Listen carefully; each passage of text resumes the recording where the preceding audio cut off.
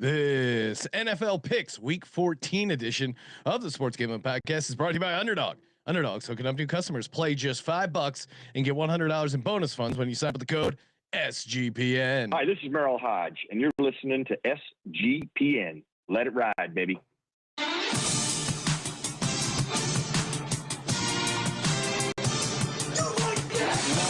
Cox. He's one of those guys who will get penetration.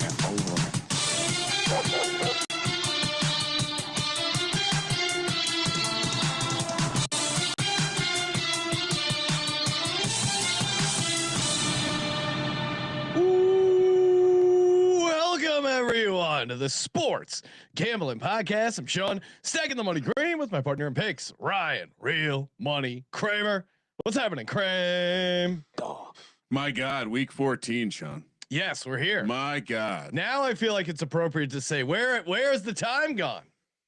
It is. I mean, it's been wasted talking about how Mike Vrabel is the best coach in the NFL and Drake May is the MVP. Ryan, that's a lot of. There's a lot of. I'm picking up on a lot of saltiness.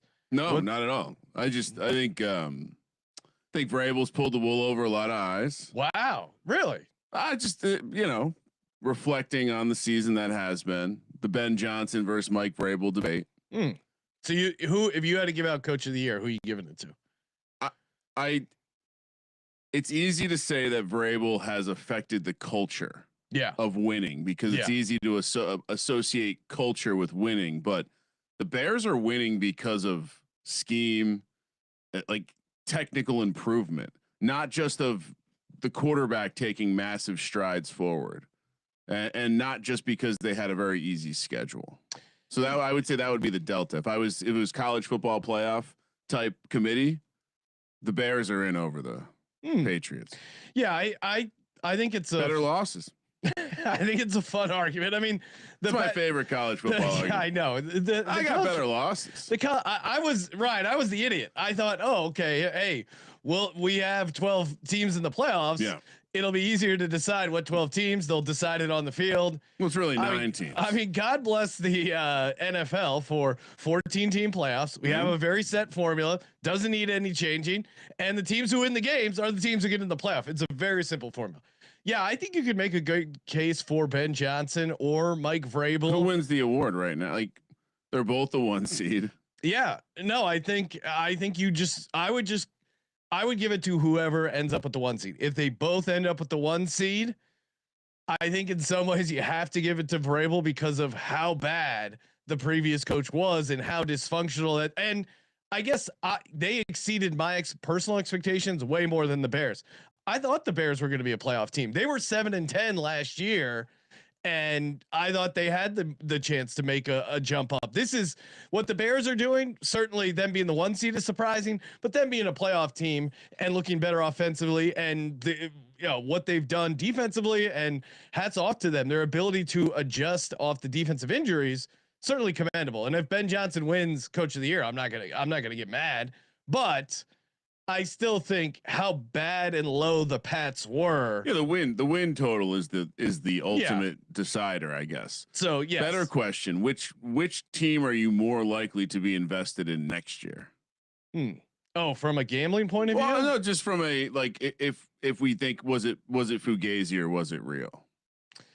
Yeah, I mean it's going to be tough. I don't get a sense much as Fugazi about this Pats team. Now, certainly there are ways you can attack them, and it'll be interesting to see how these playoff teams attack them. And you mentioned it; they haven't really played high quality opponents. Now they did go into Buffalo and beat Buffalo. That's certainly a quality win.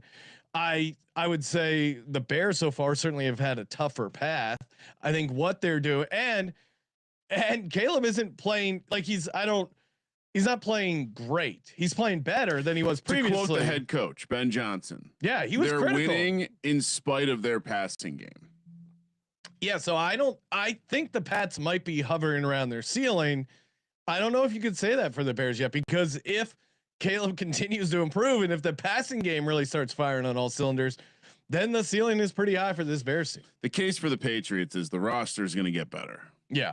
That was the big case against And I thought it would take 2 years for Vrabel. So I think another year in the Vrabel system. Now the problem is the Pats expectations are going to be super high, and for the Bears as well. I think my issue with Vrabel, especially with the next year analysis or the go forward analysis, is there is an element of high floor, low ceiling with him. I feel maybe it's misappropriated, but he falls in like a Tomlin bucket to me, where you're going to have a very high, rigid floor of effort, defense, and they have Drake May, which helps raise the ceiling. But he deserves credit for Drake May a little bit.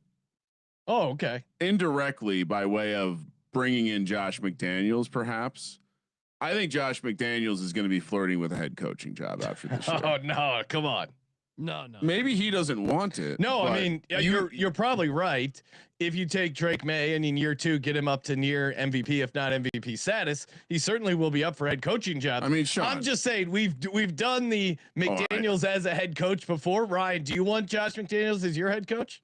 No, but someone will convince themselves that he made a young quarterback into an MVP candidate. Yeah, that's a la Brian Dable. Look what Brian Dable about to be the Penn State head coach did for Josh Allen, and I can see the Giants now. Maybe they won't because that was the narrative for Dable. But if you're the Giants ownership, hey, Josh McDaniels, look at what he did for Drake May. We want him to do that for Jackson Dart.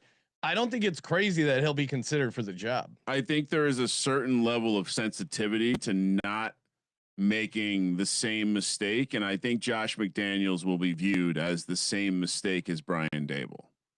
I'm gonna be shocked if they hire a sexy offensive mind. I'm standing by that comment. Okay. No, not everyone considers Gruden a sexy mind, but well, Gruden was Ryan. I'm sure you have a bone to pick with Gruden. He was yelling at Jackson to get out of bounds on the clip where he got lit up in the Pats. I understand it. It's a soccer mom element. He's very attached to Jackson. He sees the potential, and he just. I think he's a little scared. He doesn't realize the grind or how tough he is, and like that hit was like that game. The hitting all taken out of proportion. I mean, that was really the only hit he took. There was an earlier slide hit play, but yeah, he bounced back up. The team rallied around him. All things you want to see. There you go. Let's see. Well, I got to say shout out to everyone sending in their Spotify Wrapped. Appreciate that. Super cool. And if you were in, I don't know what the cutoff is, but Spotify had us film a thank you video for some of the top. I don't know what the percenters are, but people have gotten that video. If you check out your Spotify Wrap and you're in the top whatever percent, you get a custom video from Kramer Dog and I. So enjoy that if you're a big Spotify person. We got some serious credit from the youth. Oh, really? As represented by my older daughter. Oh, really? Well, she's like, so Dad, I'm sure you know about Spotify Wrapped. Yes. And I'm like, yeah. And she's like, check this out. And she's showing me that she was in the top 0.5% of some artist, some popular artist. Yeah. And it was 2,400 minutes of listening to that person's songs. And I go, that's cool. I go, some of our audience that are in the top 1%, they're in the 10 to 12,000 minutes range. And she's like, really? Yeah. And shout out to then I go, they even asked us this year to make a video. And she's like, really? Because apparently not even apparently artists do the same option for some artists.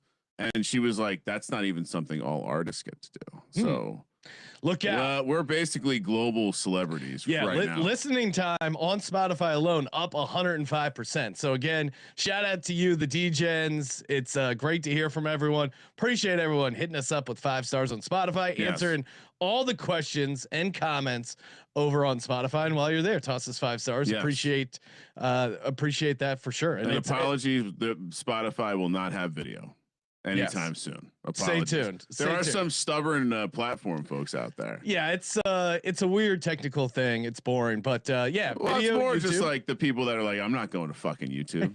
I'll wait till you put video up on Spotify. Hopefully sooner rather than later. I just like I like the staunch commitment to Spotify. And shout out to Astronaut. This is really cool too, Ryan, as co-owners of the company, seeing people who obviously listen to our show on Spotify, but TCE, the NBA Gambling Podcast, Bottom Line Bomb, Steffi Smalls, all the great shows, the Hockey Gambling Podcast, MMA Gambling Podcast, all the great shows we have on our network.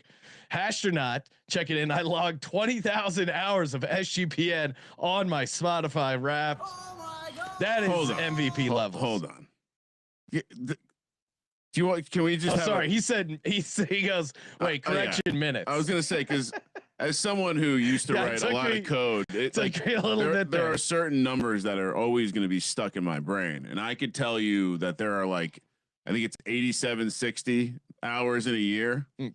So that would have been. Now, granted, I know a lot of people do the 1.5 speed, so we could probably squeeze maybe 12,000 hours into listening, but that would be, you're not going to sleep.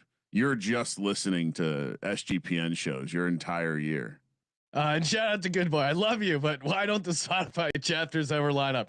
Now, Good Boy, don't get Kramer all fired up. This really pisses him off when people complain about the chapters. We do our best. Now, the thing is, the ads you get served depend on your location, et cetera, et cetera. So different people get served different ads, and then that throws off the timing of the chapters. I would say we do our best. 3 things. 1, I even tested out not putting them and having the automated ones go in. Same problem. Yeah. 2, you're exposing yourself for someone that doesn't enjoy the entire album as we created it. Yes, come on.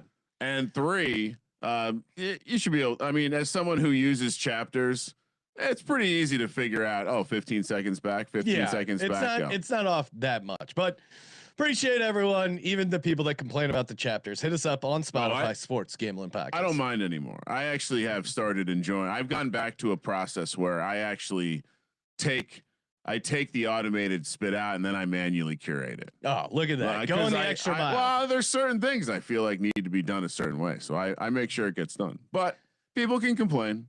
As we say, always fuck you, never thank you. There's a lot of the world we live in.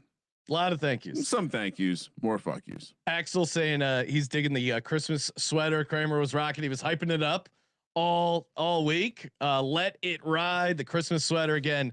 Last week, 25% off everything. Promo code holiday. Look at that. Look at that. Sweet, sweet. If you're going to one of those ugly Christmas parties, get one of these. And it's not an itchy Christmas sweater. It's actually, and Kramer also has the, can I see your TDs underneath, which the funniest thing about the, can I see your TDs, my aunt who has a cookie business, I forgot about asked if she could use that design for her Super Bowl cookies. And I said, yes, Aunt Trisha, you can use. I love that she asked. Was very surprised. And she sent some to the studio. They were delicious cookies, helped the Eagles win the Super Bowl. So. And back to the astronaut. So 20,000 minutes, Sean. How many minutes do you think are in a year? Okay, let's see. 60. Well, we just talked about it. 8,760. Yeah, times 60. That is what, 4 million minutes. You're gonna carry some numbers there. Half a million. Half a million. 525,000. Missed the 10. 600. So 20,000. So wait, is that almost? Is he 5% of his life this year has been spent listening to this? 4 to 5% of his. Well, and you got to figure, you got to chop of the 525. You're probably sleeping for a third of that. Yeah. So now we're down to like 350. Okay. Making love, eating. Oh, maybe you listen to the shows while making love and or eating.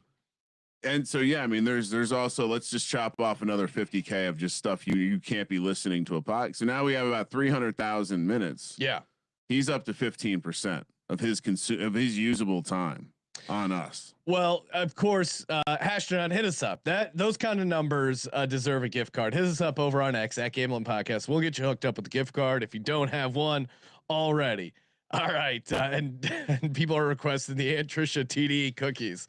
I'll see if we can get some. I don't know. I'll talk to her when I'm back east. All right, Kramer, we got. It almost feels like the kind of thing maybe next year for sign up weekend out at the Circa. We bring a batch. Yeah, that sounds maybe great. That's the move, and promote your aunt's cookie business that she's about to start. I don't think she wants more customers. It's like this. Not quite passion project, but she's got like a small customer base. I don't think she wants to have a ton of orders. Like she likes having a few orders. She's moving a half, like 100,000. Show me your TD cookies. Yeah, I don't know if she wants the DGens ordering directly from. Maybe we can get her to do an ASCII art version with the parentheses, the period, and the parentheses. Yes, I look forward to explaining ASCII art to my aunt. We're picking every NFL game against the spread like we've done since 2011. What do we got up first, Kramer? Well, I guess if we must talk about the football, nothing else you wanted to clear out from last week? Feels like we did a pretty good job. Yeah. I anecdotally, and we're about to get to this game, but I have enjoyed the world tailing our Rucci action. Yes. Which game number 1. And shout out to Pick Dundee. This is the most artistic the slides have ever been. I can tell. I don't know if he's dealing with maybe White Tiger's not sleeping great and he's just up in the middle of the night. But there is some. I know Colby's not a hallucinogenic guy, but I feel like there's some deep art on the slides this week. Cowboys, Lions, Thursday night, kicking off Week 14 in the National Football League. Both teams on regular rest. As we know, they were on Thanksgiving. One team won, one team lost, and now we have kind of a winner goes home kind of situation. Not quite all the way home, but virtually eliminated from playoff contention with a loss here. The Lions laying 3 at home, -155 on the money line. Cowboys +135, 54.5 is the total. Massive total for a Thursday night game. Not a total guy, but man, does this make me think this is going to be a creepily weird, gross. People struggle to score. You can make arguments that both secondaries leave a lot to be desired. You could make arguments that there should be points. It should be very easy for these teams to score points, but I don't know what this game's going to look like. No Amon-Ra St. Brown. I mean, there's a chance he's officially out. No, but it seems like it's not trending in the right direction.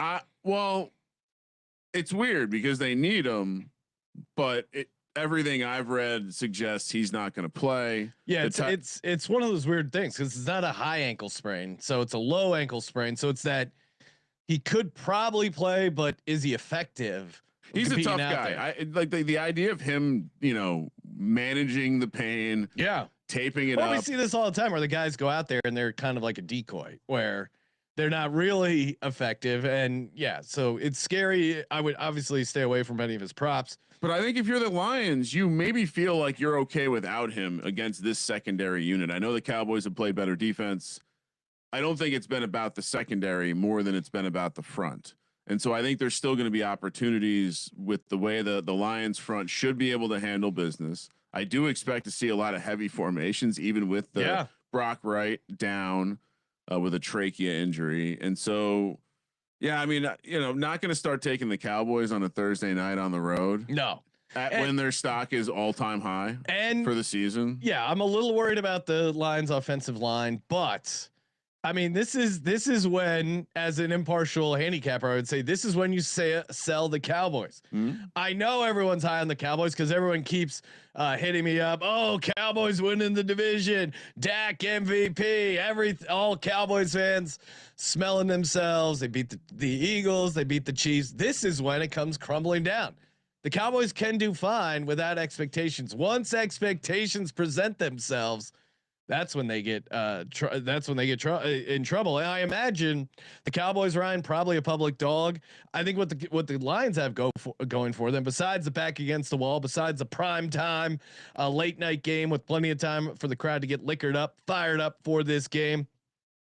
All the numbers. Dan Campbell 14-5 ATS after a loss, 7-1 ATS after losing as a favorite. And I think the public loving the Cowboys. Besides the matchup of I think the Lions offense is going to be able to move the ball on this Cowboys defense. And I think if you listen to the prop show, Dakota Rain Prescott is due for an interception. The price suggests it at -155. So if they can get him to turn the ball over, I think Goff's going to have a good game. You gave out Ryan.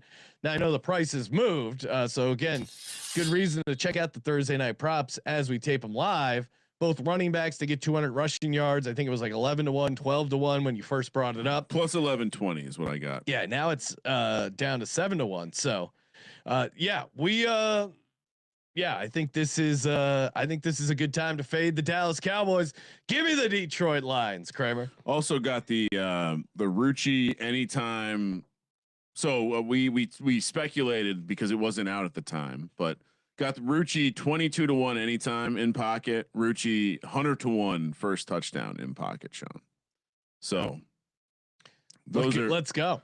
Those are fun. I mean, Zylstra going to be out. Brock Wright going to be out. But what is the Hayden Rucci price now? 20. Well, I secured mine earlier today. Okay. It was, and like I said, it was 22-1 on the anytime, 100-1 on the first. Okay. Yeah. Let's see if it's still there. Yeah. I'm seeing 25-1. Really? So even better. Yeah. Damn it. Sorry. Didn't mean to bust your CLV tout, Ryan. Well, no, I'm not trying to tout. What's the first 100? 100-1. Okay. So yeah, he's going to be a fun. Actually confirm the price I got. It is. It's pretty funny because if you look on, got 22-1. If you look on certain books, he's still listed as a Dolphin for this game. Yeah, they haven't updated the software, but he is a fun. He's the blocking tight end they signed. So we're thinking there could be a nice dart throw in the first anytime touchdown market. But give us both the Detroit Lions laying the 3. Let's hop over to Sunday, where we are back to the world of 8 early games, Sean, and 3 late games. Of course, we have 4 bye teams this week: the Panthers, the Patriots, the Giants, and the Niners. Niners are going to be an interesting team coming off the bye next week. 8 early games in the window. And by the way, if you didn't see the news, Scott Hansen plans to deploy even more ads to your Red Zone channel. # reclaim Red Zone. I've been firing it off left and right, trying to get people to stand up to that goon, Scott Hansen, shoving commercials. Didn't you remember? It was so nice. Commercial-free football. Yep. 7 hours of it. Hey, we paid a premium price for a premium product, and part of the appeal was commercial-free. Hey, we're paying a decent chunk of change to the National Football League, who gets all our money. And yeah, we'll still sign up for Red Zone, but it's the spirit of it that the old bait and switch. Blood's on your hands, Scott Hansen. Blood's on your hands. Completely agree. I mean, Disney's got plenty of money with that wrestling going on. The Commanders of Washington head to Minnesota to take on the Vikings, where the Vikings and JJ McCarthy, who soft benching removed after Max Brosner looked like hot ass. One of, if you didn't see, and well, Minnesota -2, -128 on the money line. Washington +108, 41 is the total. Max Brosmer's performance per the Football Hour DVOA, worst performance in the database. With Nate Peterman's half when he had 4 interceptions exists worst in the database. Yeah, I mean it was bad. I didn't watching it live. It didn't feel historically bad. The defense completely smothered Seattle, and they won walking away. That's the thing that got lost in that game. Brosmer's historically bad performance. The Vikings defense showed up. Sam Darnold continued to struggle with the blitz. They did a good job slowing down JSN. They created turnovers on their side, but yeah, when there was a defensive touchdown, 4 interceptions, you're not going to be able to do much. But the Vikings defense played really well. This game is it's a classic Sophie's choice, right? You're either taking Marcus Mariota and the Redskins on the road after a brutal overtime game where they 160 snaps now going on the road, or you're taking JJ McCarthy. I'm sorry, who was the quarterback of the Commanders? Marcus Mariota. There you go. Jesus Christ, dude. We're not trying to get people keep asking what his actual pronunciation is, and he says Mariota, or at least that's how I hear it. So Mariota. Mariota. Mariota. That as long as you say Mario, you'll get it right. Yeah, Mario versus Mario. Yeah, no, it's which just, is tough for me. He's not Japanese. Mariota. Ugh. Now Mariota's. Well, is Jaden Daniels playing? You don't think he's playing? No, come on. I mean, they wouldn't be underdogs if Jaden Daniels was playing. All right, so per sources, yeah, he's getting practice reps. Yeah, he has not been cleared for contact. We're taping this on a Wednesday. Now, the Dan Quinn said they're going to take it right up to Friday. If you're the Redskins, I don't think they're trying to tank. And shout out to them for not tanking. Some teams you see, punting on 4th and 8 on their, when they're down 15 points, clearly not playing to win. The Redskins, to me, are not one of those teams. Like, they let it all on the line against the Denver Broncos. But Nate Sudfeld happened, and you're gonna pony out that take. Yeah. No, they wanted to get a look at Nate Sudfeld. Disgusting. And I stand by it. Now the Redskins, what's the benefit of rushing Jaden Daniels back? I think they will play him the following week once he's 100%. But if it's close, and Marcus Mariota hasn't been playing that bad. This is crazy. Jaden Daniels and Marcus Mariota have both played exactly 251 snaps. And actually Marcus Mariota has been more efficient. 19th in EPA per play. You look at Jaden Daniels, 26 in EPA per play. So, the advanced, average depth of target, success rate, Marcus Mariota has actually been the more efficient quarterback. Now, certainly I'm not saying he's a better quarterback, but I don't think there's any rush to bring him back. Yeah, I guess I don't disagree with that take. I don't think he's playing. What do you think the number is saying? The number's saying he's not playing, right? I don't think Jaden Daniels would be a dog to JJ McCarthy. No. So I think this would. It makes it a better bet, though. Obviously, because we're getting a chance. We can take the points. Like the status of things right now, we can take the points and feel good about a fade of JJ McCarthy, regardless of who the quarterback is. Yes. Not to mention they were, but Commanders were running the rock a little bit, which I think if you can do that against Minnesota. But on the other side, now Mariota's decent against the blitz, but that Brian Flores defense against a tired ass Redskins team on the road could be trouble. And Washington's defense has really struggled. 27th in defensive DVOA. If there ever was, and the line is kind of telling you that Minnesota is the play, right? Because why is JJ McCarthy favored over anyone? I assume Ryan, betting splits wise, everyone is loading up on the Washington Redskins. It's very simple. The JJ McCarthy sucks, thus you have to bet against it. I'll double check it. I didn't note that this was like a lopsided game. Let me pull it up. I mean, it's your point of the line not making sense, and that's why. All right, so 65% of the bets, 73% of the handle on the Commanders. And that's over on DraftKings. That's on the Green Book, and then over at the Circa, it's basically flipped. So sharps on the Vikings, it seems. Yes. Yeah, this is maybe I'm just blind and just gonna keep rolling out some donkey plays. I don't know how you. It's Dominic the donkey. At minimum, JJ McCarthy's lost confidence of his teammates. Yeah, and confidence in himself. At max, and he's coming back from a concussion supposedly. At maximum, they're just throwing another underprepared quarterback out to the wolves. I mean, the amount of damage that Kevin O'Connell is doing to his reputation. Does Kevin O'Connell survive? I think the GM is totally out. And you want to talk about fading, friend of the program, Adam Thielen, who basically requested to get traded to the Vikings. They gave up draft capital, essentially close to a 4th round pick to get him. And now he asked for his release. And they gave it to him because the Steelers signed him. Yeah, he wasn't getting on the field.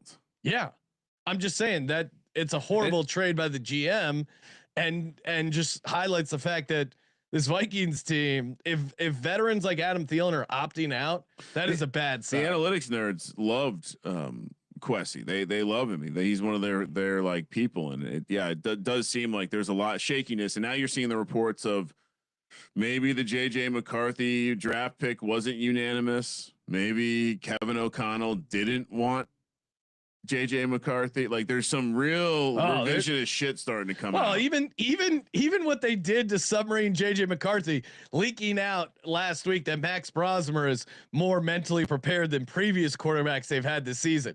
And then he gets his ass kicked, mentally prepared to get his fucking ass kicked. Why would you undermine this young quarterback? And Kevin O'Connell obviously hasn't done a good job preparing him, but the way he's critiquing him in the media, the way they're throwing him to the wolves, the way they're leaking shit against him, it's getting weird. Right? That's not how you build the confidence. Super Bowl contender, Sean. Yeah, I have all those tweets where people are like, "You idiot! He's obviously better than Sam Darnold. They won 14 games with Sam Darnold. They're gonna win 15 with JJ McCarthy." I go, guys. He's also JJ McCarthy. I 100% realize it's looked bad, but this is a very small amount of games in the NFL.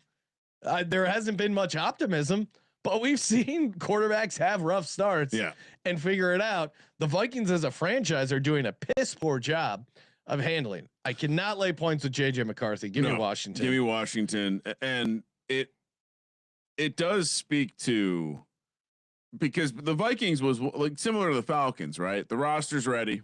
Just need the quarterback. It's going to be easy because the quarterback has all the weapons already, right? Like you have zero excuses. A little bit on the offensive line. The difference is the Falcons didn't have a quarterback who went 14-3 the year before. That's true. Like, they didn't shove him out of the window. They signed Kirk Cousins, which was dumb. Kirk Cousins looked like shit, and they go, well, at least we draft this guy in the top 10. Now he's injured again. He didn't look particularly good. So, and I'll be honest, at least in the Falcons' defense, they didn't have a 14-3 quarterback that they shoved out the door. And I think back to Marcus Mariota quitting on the Falcons, and I wonder the way that all his teammates speak so highly of him. Perhaps it was a Falcons problem. Yeah, Falcons got a lot cooking. Yeah, Commanders +2, and I mean, I know this is not. It doesn't need to be said at this point in the show, but this is a great teaser leg. This is an excellent teaser leg. All right, next up, game number 2 on Sunday. The Miami Dolphins head north in December to take on the New York Football Jets. Jets +3 at home, +130 on the money line. Dolphins -150. 41 is the total. I think Colby used a dolphin having sex with an airplane as the Dolphins logo. YouTube.com/sports gambling podcast. Isn't this just one of the simple handicaps this week? The Aaron Glenn bullshit. I mean, they kind of pulled one out of their ass last week. Tyrod's working it. Justin Fields refusing to be Taysom Hill. I don't know if you saw that story. No. Oh, they asked him to play a Taysom Hill like role, and he said no. So that situation, like that ship has sailed. I think Tyrod's the quarterback for the rest of the season. Yeah, and this is just a temperature game. Well, and of course, and Tua Tagovailoa, the quarterback. Ryan, I have the numbers right in front of me. Okay, perfect. 0-8 record in games that are 45 degrees or colder. So now maybe I'm fudging maybe it's 40 degrees, but I'm pretty sure it's 45 degrees, and it looks like it's going to be 40 degrees at kickoff. The Miami Dolphins as road favorites in cold weather. I'm never going to be on them.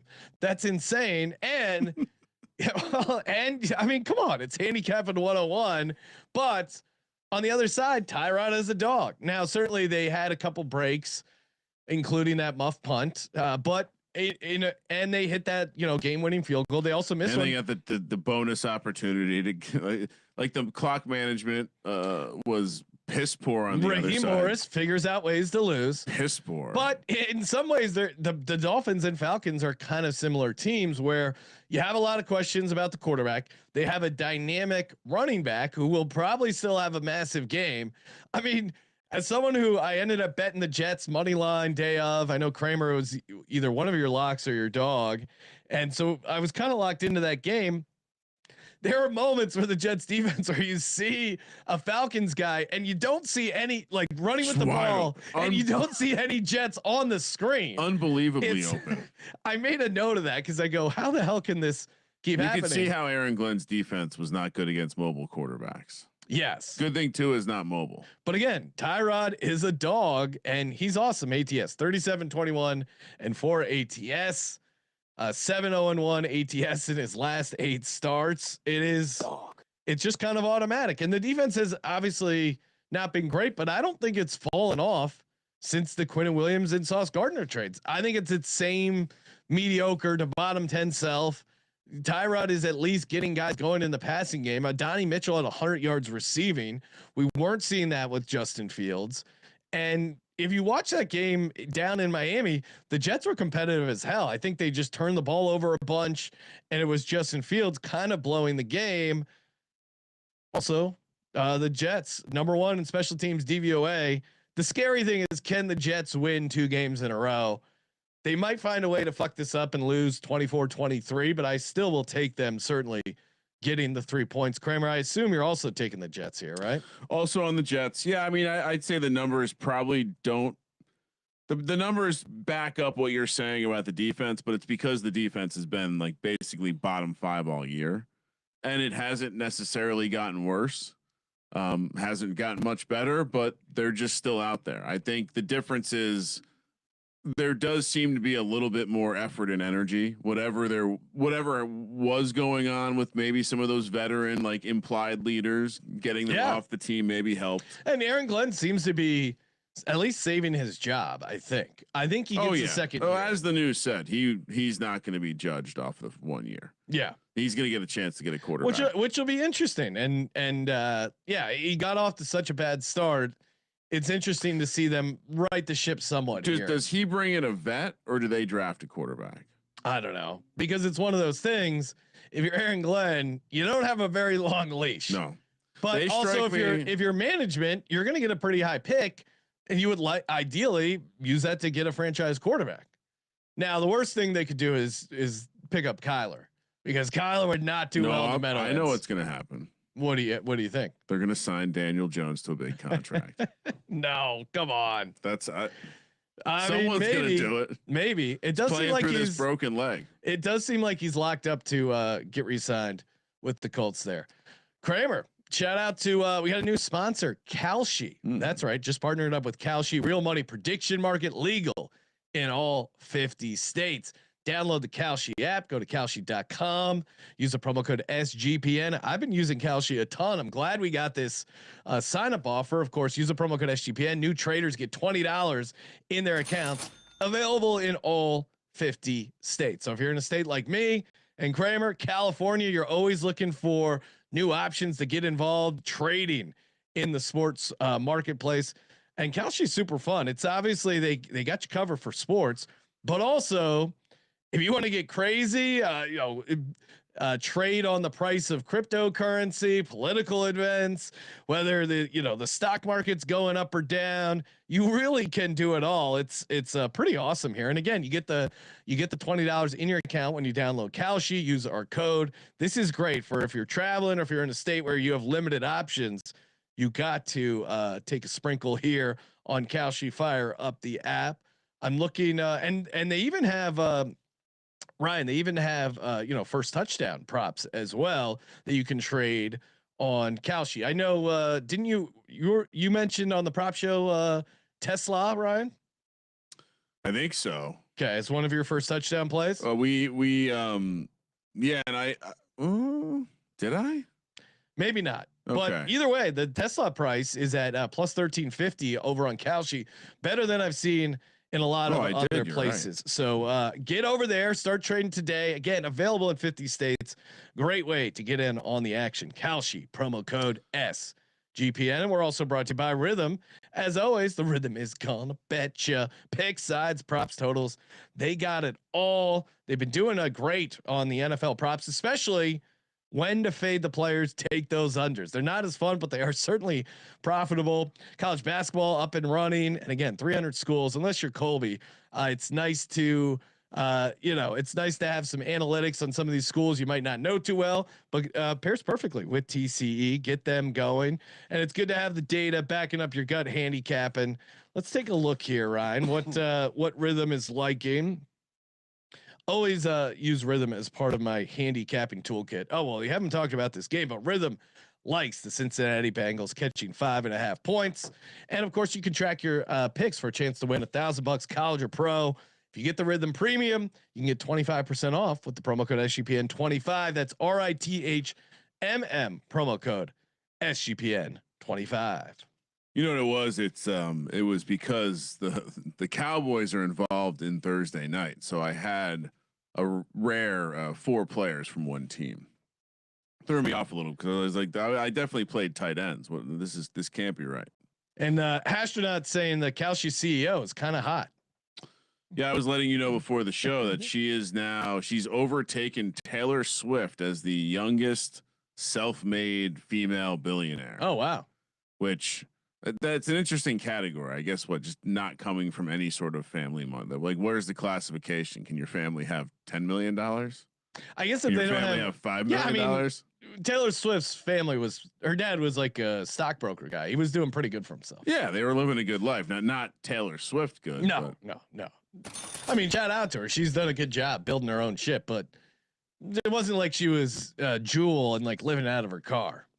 What do we think is going to happen with these prediction markets? Do we think it's going to be like DFS, where like things are it's like Wild West for a while, and then there's like a hard right turn and things change?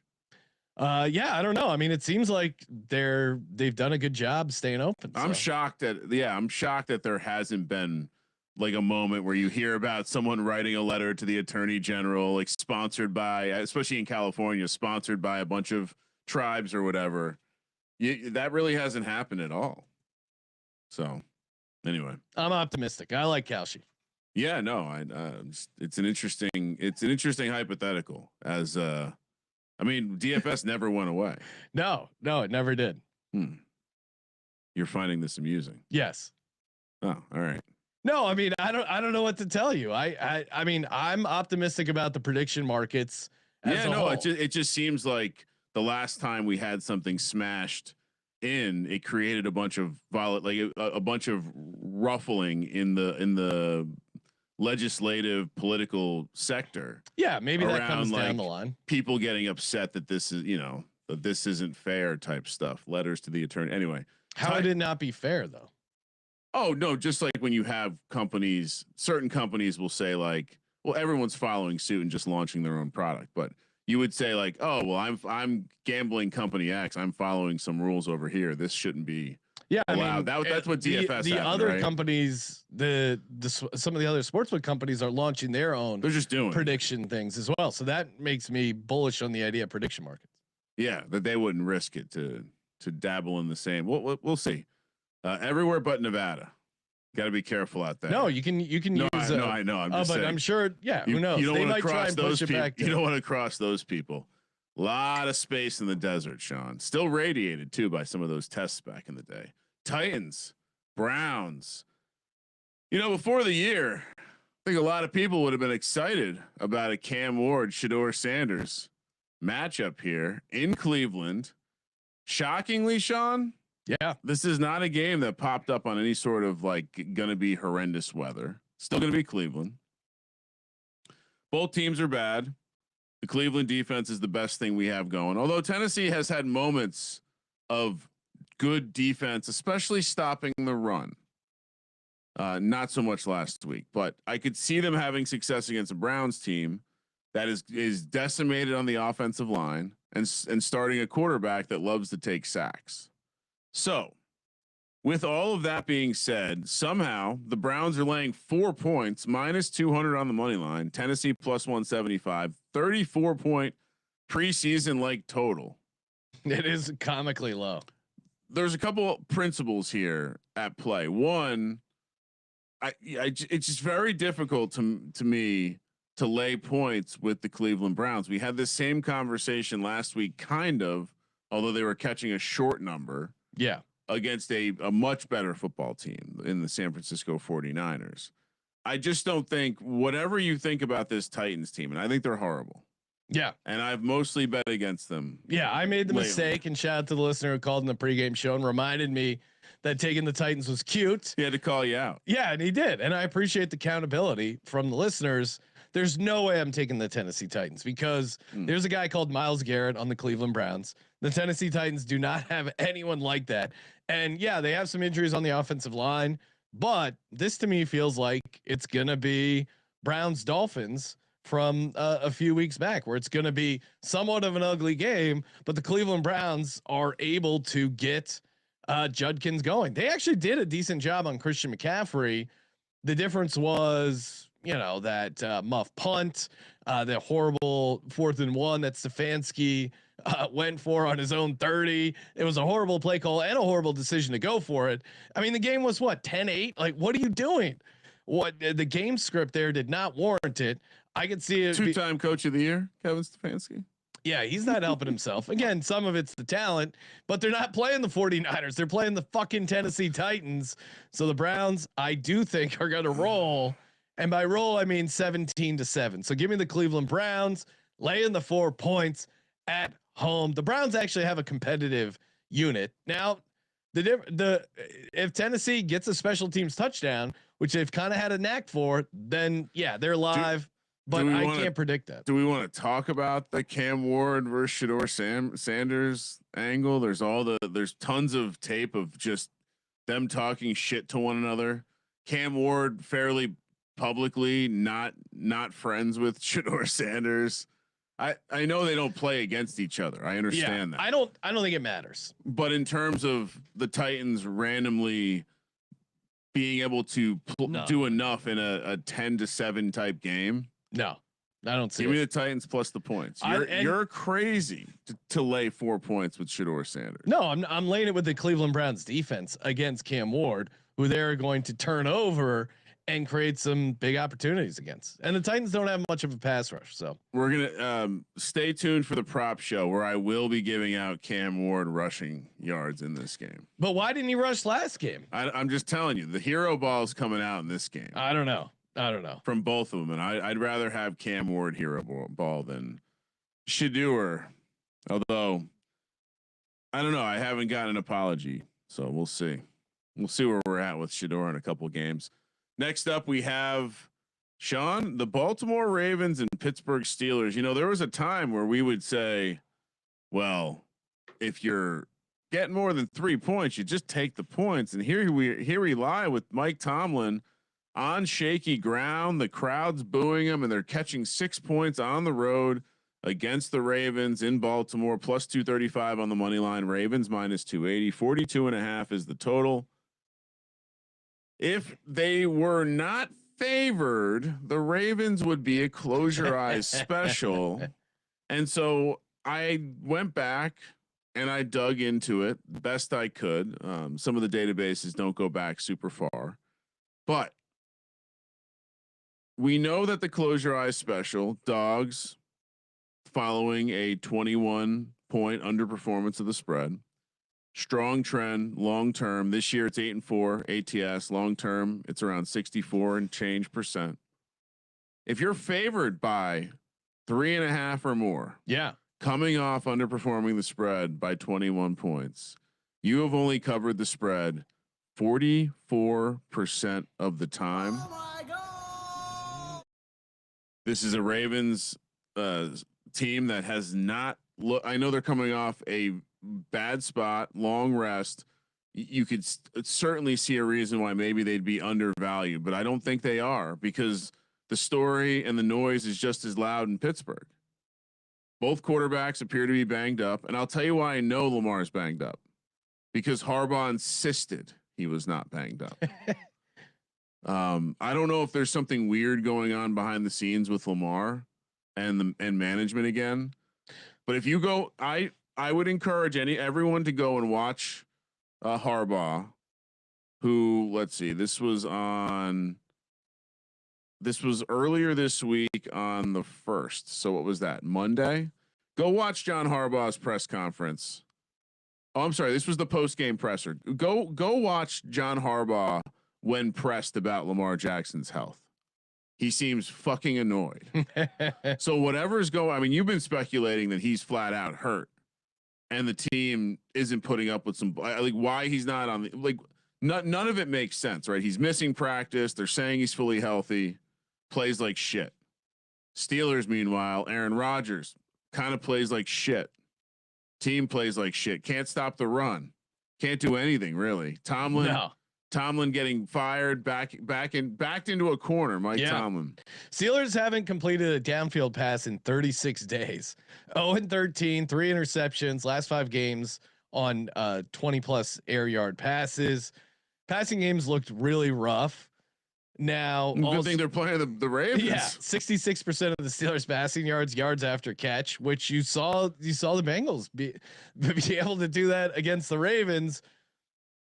I did say when we did the Steelers preview, if there's one person that could mess up the Tomlin streak of winning more games, our hero over 500, it would be Aaron Rodgers, who just had his birthday. There was apparently Ben Skowronek brought a decorated cake, so look for him to get involved in the game plan. Man, this is tough because we keep getting suckered into these juicy Tomlin dog spots. Yeah, but Harbaugh, he's been good off a loss of 10 or more historically. Not laying points like this. Yeah, as an underdog against the Ravens, Tomlin's 13-4-2 ATS. That feels like we should just stop there. Well, and normally they do play pretty close games, except recently in Baltimore, they've done a good job of extending the lead. But Lamar is just not right.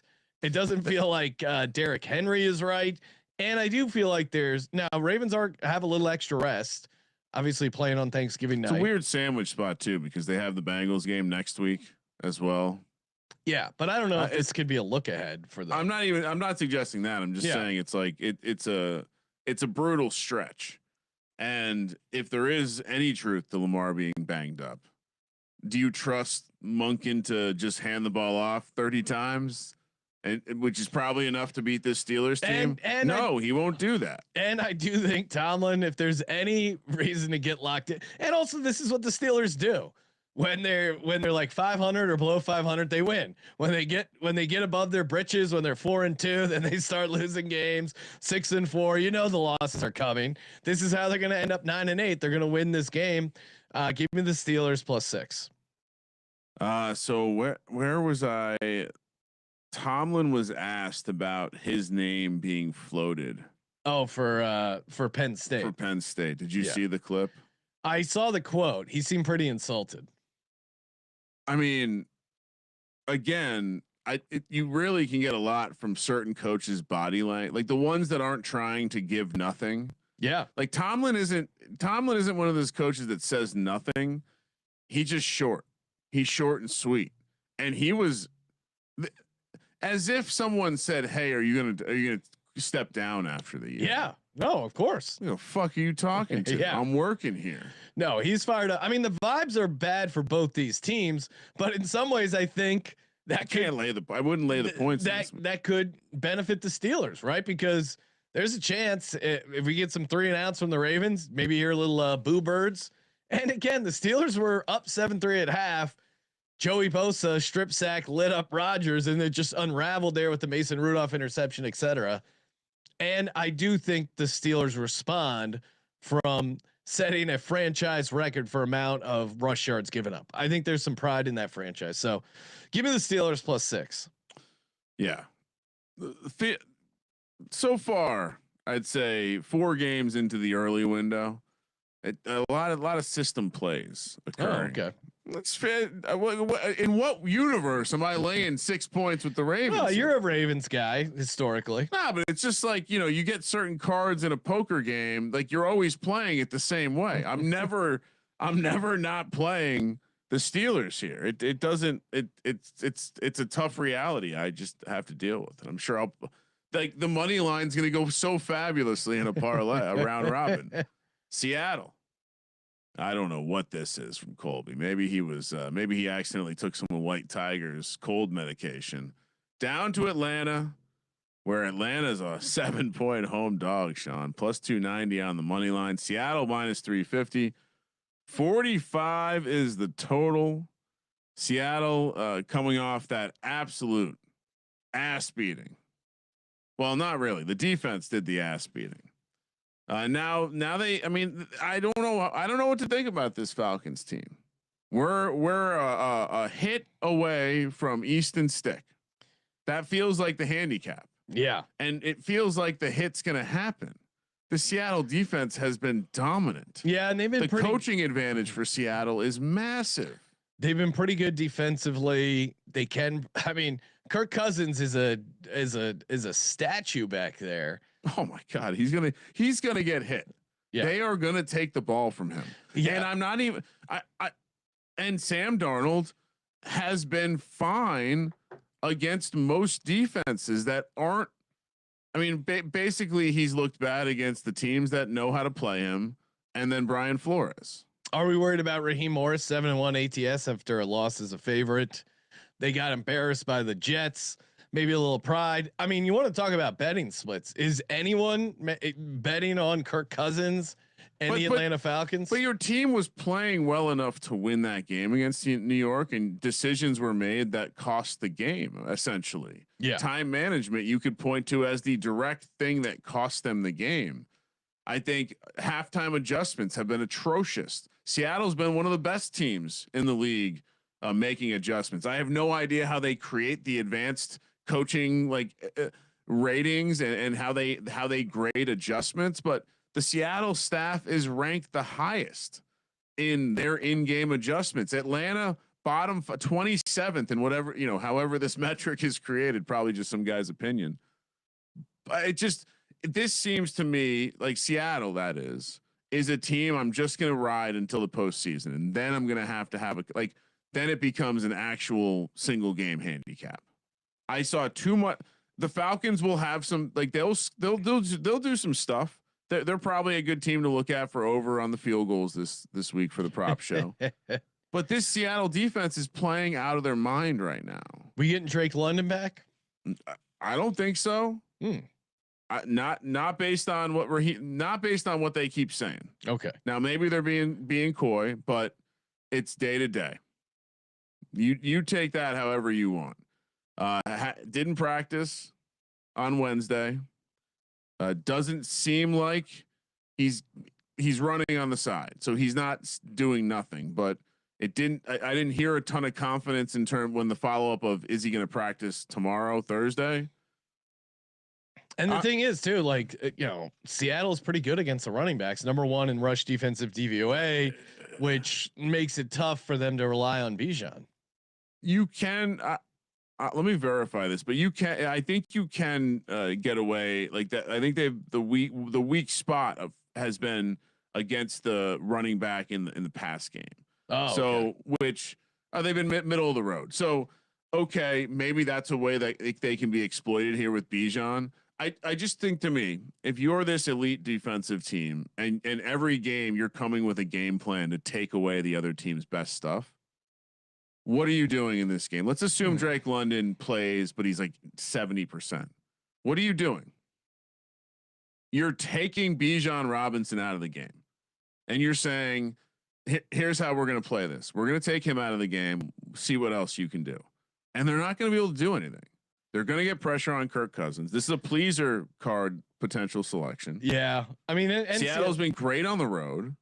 Strangely, I think this is I think the turf will help the speed of the defense. Their anytime defensive touchdown probably has to be explored, although the price is getting shorter and shorter. We hit it last week. Yeah, give me Seattle in the 7. I don't want to bet on Kirk Cousins. If you want to do it, that's fine. But I'm a little worried because of how obvious this feels. But yeah, I'll verify. Let's see what the splits say. The splits say we have at DK 26% of the tickets, but 86% of the handle is on the Atlanta Falcons. Let's look over on Circa. Again, it's Sharps are loving the Falcons. Yeah, same. It's basically a similar situation. Sharps are on the Falcons. Yes. Sharps are on Kirk Cousins. Yeah, I don't want to bet on Kirk Cousins. Write it down in pen, Sean. We're on Seattle laying the points. That you want something to pair with that Washington teaser leg? Well, no, look right at it. No. Teasing Washington on the road. I said I like it on Seattle. I like on the pleaser. So of course I like it on the teaser. Game number 6 in the early window. The Colts head to Jacksonville, where I think they are winless since 2013. So flow chart popping its head up. Colts laying 2 -130 on the money line. Jacksonville +110. 47.5 is the total. I have no idea what's going on with either one of these logos. Colby's got some equestrian thing going on with the Colts and the Jags. Who knows? Sean, so we haven't really done a lot of flow chart work lately, but this is certainly one that we've loved. The Colts just don't do, like, on top of the fact that the Colts are having the slide that we've been calling for weeks. They just don't do well in Jacksonville. So again, I mentioned there's a lot of system plays here, but feels like we're looking at another system play. No, I mean, the Jags have been great against the Colts, especially in. I mean, they've been great against the Colts. The Colts should not be favored in this game. This is insane. Daniel Jones still has a broken leg. Why are more people not talking about that? And there's some story that popped up about him. He got asked about it, but apparently the piece of material that he's wearing to protect his broken leg was made by some nerds from Duke that he was buddies with. When he I saw that. Now, Jags 14-1 straight up last 15 against the Colts at home. You remember this is one of the games where say that again. 14-1 straight up at home. I mean, Minshew had a nice win for the Jags against a much better Colts team. Yes, Carson Wentz blew this game to end his time with. Colts are 1-9 ATS last 10, I think, against Jacksonville. Now maybe that's just at Jacksonville, but so the 2014 was the last time the Colts went into Jacksonville and won, and they won 44-17. But since then, the Jags have held serve at home, and there's a reason we held strict adherence to the AFC South flow chart for a long time, is because these teams they do what they do. The fact that the Colts are laying points here is insane. It's like they're not watching my Jags crescendo towards the postseason. Oh, they're gonna get lit up in the playoffs. But 13-4 still possible, Sean. Jacoby Myers props kind of interesting. He's been a nice weapon for this Jags receiver team. And no Sauce Gardner. Now I think the Colts caught a break that it wasn't. There was early thoughts that maybe this was an Achilles, just based off the way he reacted. Not going on IR. Yeah, so that's certainly huge for the Colts long term. But this Colts team is kind of spiraling. And how are they laying points on the road? I get it. The Jags are. I mean, you want to talk about turnover worthy throws and Trevor continuing to struggle, but I think this defense without Sauce Gardner, they're going to be able to throw on him. Liam Cohen is, I don't know. I can't really put my finger on why the Jags are winning games, because there's certainly a bunch of aspects where it doesn't look great. And maybe Jonathan Taylor goes off and this is how the Colts get there. And to his credit, Daniel Jones looked okay with a broken fibula. Like, he made some throws. I just think on the defensive side, this is a tough spot for him. And on the road in Jacksonville, you always got to take the Jags. It's a flow chart game. It obviously didn't always look like this in New York, but there is an element to him, like him not being able to move around really affects his bottom line. And while he did make some great throws last week, I think he was kind of living on the edge there. And that's not a place you want Daniel Jones. To your point, Sean, Jacksonville's defense is up to top 10 in DVOA. And so that thing that you're seeing, or you're like wondering, like, how is this working? Perhaps it's just the fact that the defense has gotten to a place where they're above average to very good. And, on the defensive side of the ball, you just need Trevor to limit the Trevor moments. They're nothing special, but their offense has risen from being a bottom 8 unit to now being in the low teens. And so, yeah, I think the running game also. I think the effect Liam Cohen's having the most in my mind is like the running game is really starting to the running backs and the running game. You can see the resemblance to what happened in Tampa Bay as the season went on last year. And so again, we're talking a lot about an obvious flowchart spot where Daniel Jones still has his leg is still broken. Sean. It is. There was an inadvertent great moment in the Shane Steichen press conference this week. I like Kino's thoughts here in the chat that Travis Hunter was the distraction. Oh, interesting. Probably unlikely, but I like the take. Ryan, do you still think Abdul Carter best guy in the draft at number 3? I think so. You see, Lawrence Taylor told him that simmer down. I mean, I would say Jackson Dart has been better than Abdul Carter, but yeah, it's interesting. Abdul Carter's had some amazing pressure numbers. I agree, though. If I'm redrafting the class, it would probably Jackson Dart 1, Abdul Carter 2. Wow, yeah. That is even though he sleeps through meetings and struggles to get out on the field. I think the reset. There will be more accountability and everything. Well, that's if Lawrence Taylor's talking to you, you listen. Bottom line. Doesn't seem like he's a great listener from what I can tell. Well, from what I understand, LT is going to take him out on the golf course. They're going to hit the 19th hole together. They're going to work some stuff out. So I'm watching the Shane Steichen press conference to see if there's any chance that Daniel Jones misses the game. No, same thing as last week. They have a plan for him in practice, whatever that means. Yeah. So he can play he's gonna on his play. Broken leg. But he was also asked about Anthony Richardson, Sean.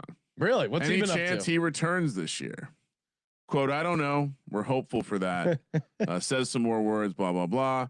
He's just resting his eye right now. I mean, we don't mean to laugh. No. At a broken orbital bone. It was just so funny at how it happened with a workout band. It's an elite. Pregame. That's how you soft bench someone. No one asks about a broken orbital bone because you snapped a workout band back in your face and the handle smashed your eye. All right, give me the Jags +2. Really? Yes, I am taking the Jags. The Jag wagon is fun, isn't it? No, it's more. I just can't take the Colts laying 2.5 on the road. Play the Girls Gone Wild music for me. All right. Can we make this Can we make this the Jags music for a little? Just because we're dangerously close to my 13-4 preseason prediction. Dangerously close. They have 4 losses. Yeah. Oh, okay. Yeah. They can win out. They could. They play the Colts twice. Come on, Sean. I don't know about in Indy. Oh, come on. Daniel Jones' leg might not be all the way broken by then. Game 7 in the early window. Saints, Bucks, a good old fashioned NFC South rivalry. Unfortunately, it doesn't seem like Latimer, who of course isn't on the team anymore, or Mike Evans will participate in this one. He's getting close. Bucks -8.5, -435 on the money line. Saints +350, 42.5 is the total. I saw Tyler Shuck was asked if he was ever recruited by Lane Kiffin. He was not. A lot of pros being asked about their relationship to Lane Kiffin. Pretty amusing stuff. Yeah, I don't know. Mike Evans and Jalen McMillan have had their windows opened. They were both limited, I believe.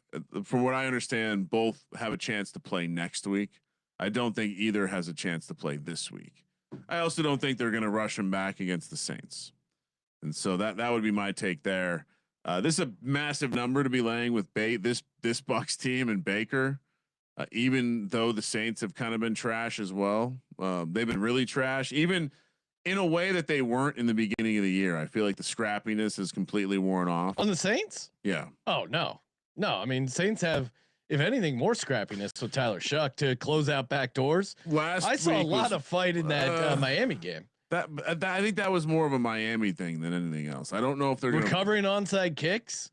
Tyler Shuck getting going with Vele. I don't think you can't lay double digits with this Bucks team. You just can't. And well, it's 8.5, so it wouldn't be double digits. Okay, so the odds of you covering this by not winning by double digits is incredibly slim. So you're right. You could win by exactly 9 points. It's a massive number to lay with Baker in this Bucks team. And the Saints historically have been a thorn in the side in these spots on the road as big dogs. This is a division game. It's a revenge game. Tyler Shuck, this is the rare time where he's actually seen some of the defense from the team he's playing. And I think the Saints team is just kind of a pain in the ass. Bucks 26 in defensive EPA per play since October. That defense is not right. Baker is not right. Baker is getting by with a bunch of turnover worthy plays. We see this all the time in the NFL, Ryan. Late in the season, division dogs coming through, messing up the other team's season, messing up their draft position. I think the Saints hang around here. 8.5. Wait, like the Bucks offense just is not firing on all cylinders. The Cardinals defense is legit dog shit, and they struggled to put up 20 points at home. And there was penalties and sloppy play, but that's been the same thing for this Bucks team. Like when have you felt comfortable in a Bucks game laying a massive number? They were getting by, winning close games, but they weren't. They this version of this Bucks team, Baker's still incredibly banged up. He's wearing different shoulder pads from a bygone era. I do like that. Yeah, but that just shows you how hurt he is. So I can't lay 8.5 with this Bucks team.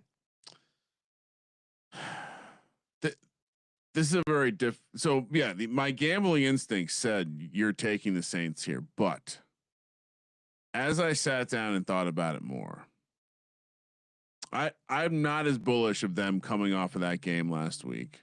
I'm not bullish in Tyler Shuck at all. I think they're going to 100% be drafting a quarterback this offseason. And I think this could be a game where we see the Bucks running game get going. And by virtue of that, and the fact that their defense isn't going to be tested terribly by the Saints, this slips into an accidental blowout. So I'm actually going to lay the points with the Bucks. Wow! And point out it's a great teaser. You're super chalky this week, Ryan. What do you mean? Oh, you're on all the public plays. The Saints are the public play in this one.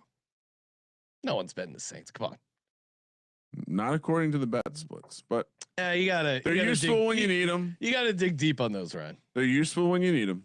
Give me the Saints plus 8.5. All right, touche. I will be on the Bucks, and again, Seattle and Tampa Bay into a teaser situation. That's and Jags. My God, there's so many good teaser legs this week, Sean. God bless all the great shows out there that cover all the teaser angles, so we don't have to. Bengals, Bills, probably game of the early window. Last one, game 8. God's eye will be fully loaded, Sean. Maybe we'll have to pull out the teardrop so we can keep Scott Hansen on the main TV. Bills laying 5.5 minus 270 on the money line. Bengals plus 230. 53.5 is the total. Spread falls clearly in the we're pretty sure the Bills are a lot better than this team, but we're not really sure after that Bengals game last week. I don't know what's more likely, the Bengals get hot or the Bills kind of settle the ship, crescendo a little bit into the playoffs, and starting with a game where they look very good on offense against a bad defense. I'm very hesitant to when I rewatched the Bengals game, I just couldn't help but think how much of this is the Ravens offense or Lamar's injury or whatever, and how much of this is that their defense randomly got better because Joe Burrow came back. Yeah, well, Trey Hendrickson ain't coming out that tunnel. Yeah, but the defense is playing better. They're getting pressure. Their defense played pretty well against the Pats at home. They got a defensive touchdown. I thought played pretty well relative to how bad they were playing previously. Like this is a Drake May overthrow interception return, a little bit of pressure. I'm just saying, like, I don't know if that's enough against this Buffalo Bills team. Yeah, no, give me Joe Burrow all day here. I think, I get it, but the Bengals are, totally rejuvenated, coming off extra rest here. I know I keep going up against this Bills team, but I'm still a little skeptical. And the Bills were without both their starting tackles, and hats off to them, but that was not the prettiest win against the Steelers. And certainly they imposed their will with James Cook.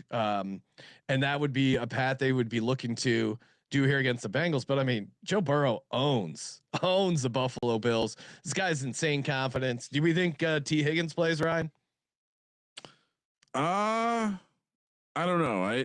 I'm yes, based on how much time it's been, but these concussion protocol things have been But I mean, he checked the limited on Wednesday to be back box. So yeah, he's on track. All right. Yeah. And then as far as the playoff situation, the only thing I would call out, Sean, the Bengals don't, not that they wouldn't. And I don't see the Buffalo Bills crescendoing. And also you've used the word crescendo twice a lot.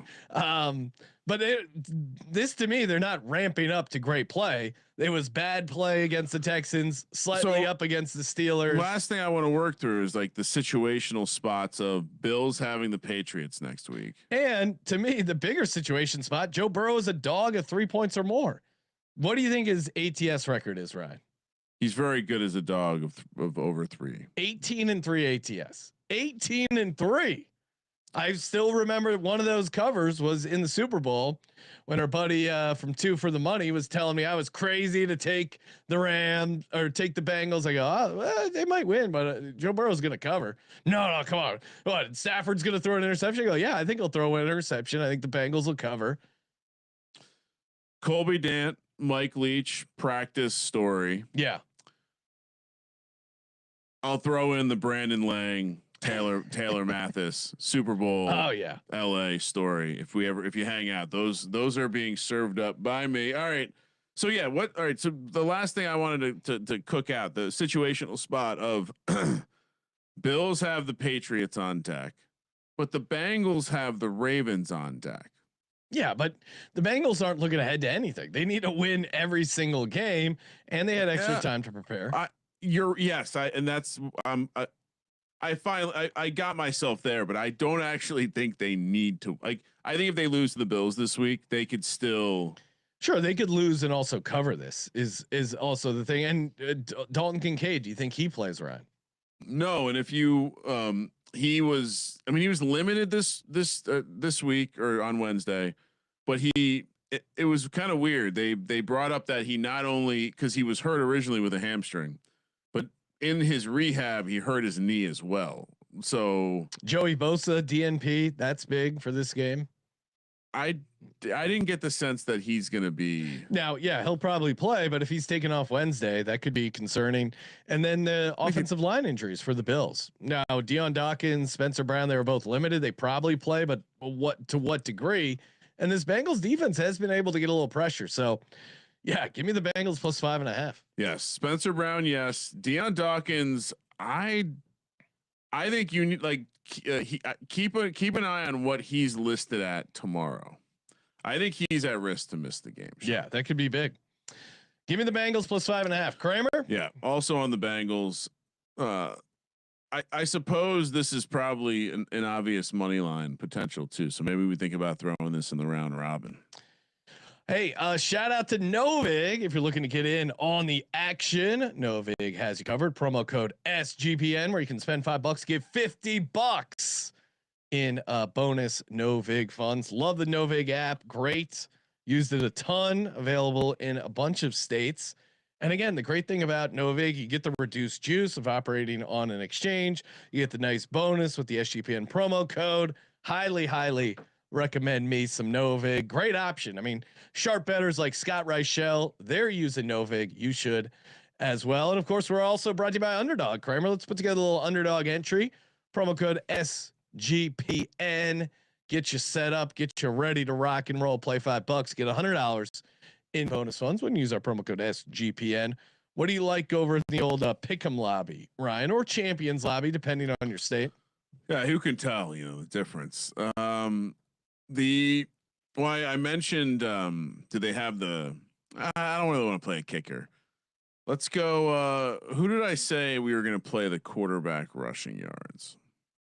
Cam Ward. Yeah. Okay.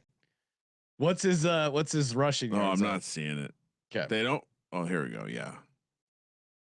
You don't want to play that? Why did he not rush at all? If you can give me a good reason why. 10.5 yards. No. Why?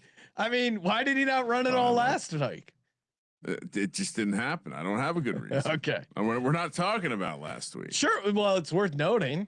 I mean, are the Browns, last week happened, but we're not talking. Are the Browns particularly bad at quarterback rushing? Well, I think two things. One, like I said, I think him versus Shedeur Sanders will be a little bit in his mind, and two, I think when Myles Garrett is blowing up the offensive line, you're going to get out quick. No, he took a ton of sacks. All right, do you want to just run back the Daniel Jones under on rushing yards? Yes, they're offering that again. Let's see. And you meant lower, Ryan. Sorry, they are not offering it. Damn it, cowards. I mean, I'm fine lower on his passing yards as well. It's gone up. All right. Lower. Danny Dimes, 233.5 passing yards. Now, certainly the Jags aren't quite as good as the Texans defense, but if the Colts do have success, it's going to be with Jonathan Taylor. I can't imagine he's going to drop back a ton and carve up this Jags defense. He also had a fairly good game in terms of like earning all of his potential yards last week. Yeah. I think everything kind of broke right for him as far as some of those throws. So Daniel Jones lower, 233.5 passing yards. What's let's see. So do we think T Higgins plays, Ryan? I would say, yeah, if I'm grading in or out, pick right now, T Higgins in. Darren Waller's interesting coming back. I don't know if we want to mess with that in the cold. Yeah. He doesn't strike me as a cold weather guy. Back at the scene of the crime in the Meadowlands. I mean, Tyrod looked pretty comfortable running the football there, and seemed like he was not afraid to gut down and run. Well, you got to be careful though, because then he just gets hurt. Like that's the problem with that is he loves to get hurt. Really? That's his thing. The scariest thing about backing the Jets is that you're Tyrod getting hurt away from 8 for 44 last game, 5 of 19, 3 of 11, 8 for 48, 3 of 21. Feels like he's somewhat of a regular scrambler there. I feel like he could run against this Dolphins team, but all right, you're not feeling it. What's something you are interested in, Ryan? Let's go to the Seattle Atlanta game. Okay. JSN's coming off Yeah, JSN bounce back game. We've had success playing targets. Oh, what's his targets? Oh my goodness. They're not giving us any of the good stuff. All right. Receptions is 6.5. Or receiving yards is 91. I mean, he's also a candidate for longest reception, 28.5. Let's do that. Okay. JSN longest reception higher, 28.5. Danny Dimes lower, 233.5. $100 entry returns you $300 over on Underdog Fantasy with the promo code SGPN.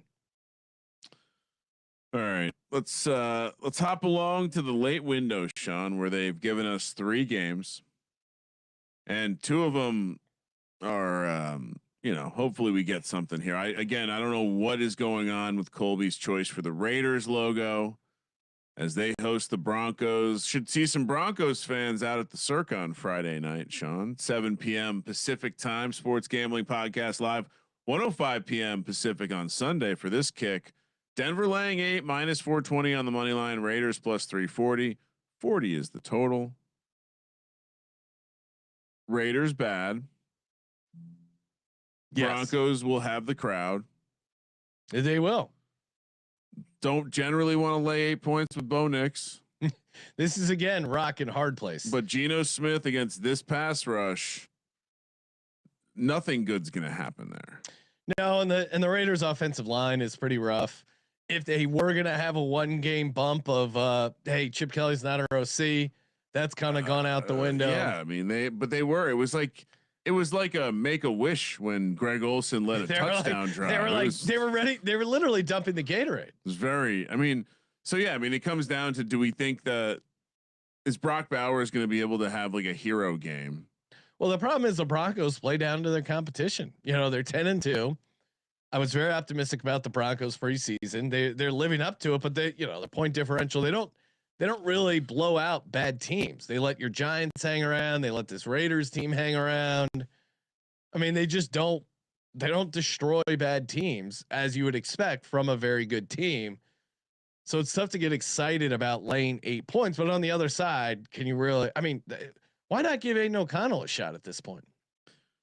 I mean, it seems like whatever is going on in that building is a little, again, the stories of, whichever side you want to believe, the fact that it was leaked that Chip Kelly was not running his own offense also weird that he was calling plays that weren't in the playbook. Like everything about it is weird. It's very likely that things are being horribly mismanaged.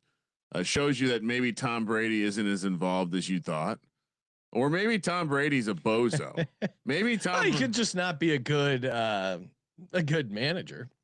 He's too busy working. He did on seem his like clones. he talked management out of drafting Shedeur Sanders. So, well, I mean, Antonio Pierce more or less said that they were like him and Mark Davis were locked in on drafting Shedeur Sanders. But well, Antonio Pierce could be trying to get a job with the Sanders family, right? Maybe, yeah, no. Antonio Pierce could use a job. Also, Antonio Pierce probably doesn't like Tom Brady because Tom Brady part of the reason why Antonio Pierce no longer working for the team. Yeah, and just in general, I would say that. Yeah, I don't know that first game. Do you think that was more like Sean Payton just doing nothing because they had the Chiefs game on deck? Yeah, but I mean, remember the game against the Jets? Like they have these games where they should dominate and they just kind of don't. They sit on it. They don't. Yeah, I think Sean Payton's that arrogant. I think he doesn't use. Well, he's an NFL coach. They're all. But I think he's extremely arrogant in that he truly brings like B game plans to certain games because he doesn't want to give away the good shit when he doesn't feel like he needs to. And I think all the Bo Nix haters. It's these kind of games when he is just making these horrendous. The first Raiders game, he made some of the worst throws you will ever see. Max Crosby's playing elite right now. We were looking at tackles for loss. But he's also easy. He's kind of easy to game plan around too because they don't have anyone else on the D line. Yeah, but he's also still finding a way to affect the game. I mean, we were looking at tackles for loss, which crazily JJ Watt all-time record is 39. Second place all-time is JJ Watt twice at 29. Anyway, Myles Garrett is breathing down that. He's got 28, I believe. But Max Crosby is in the top 10 all-time for this season's tackles for loss. Still has 5 games left. I think he has been making enough of an impact. And yeah, I don't know. Maybe this is one of those. I also thought the game plan from Patrick Graham was solid. So whether it was a little bit of the defense, a little bit of Bo Nix just randomly looking like ass, I'm with you. We'll take the points here. Oh no, I'm laying it with. You're laying it with Denver. Yeah. Okay. Yeah. No, I don't. I'm not betting on this Raiders team. They're horrible. Oh, got it. Because when we were talking about how it was like they played a tight game. I misread what you were using that to say. What do you mean? The previous game. Oh that they yeah, just played. That was no. I mean, Denver is not great at destroying inferior opponents, but I think in this spot, and then you laid out all these other times where they didn't.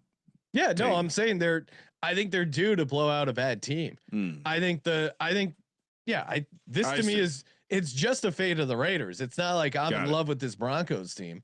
It's just a fate of this Raiders team who is god awful, who will struggle to get pressure with Bo Nix, there's nothing more humiliating than not having your own home crowd in your quote unquote home.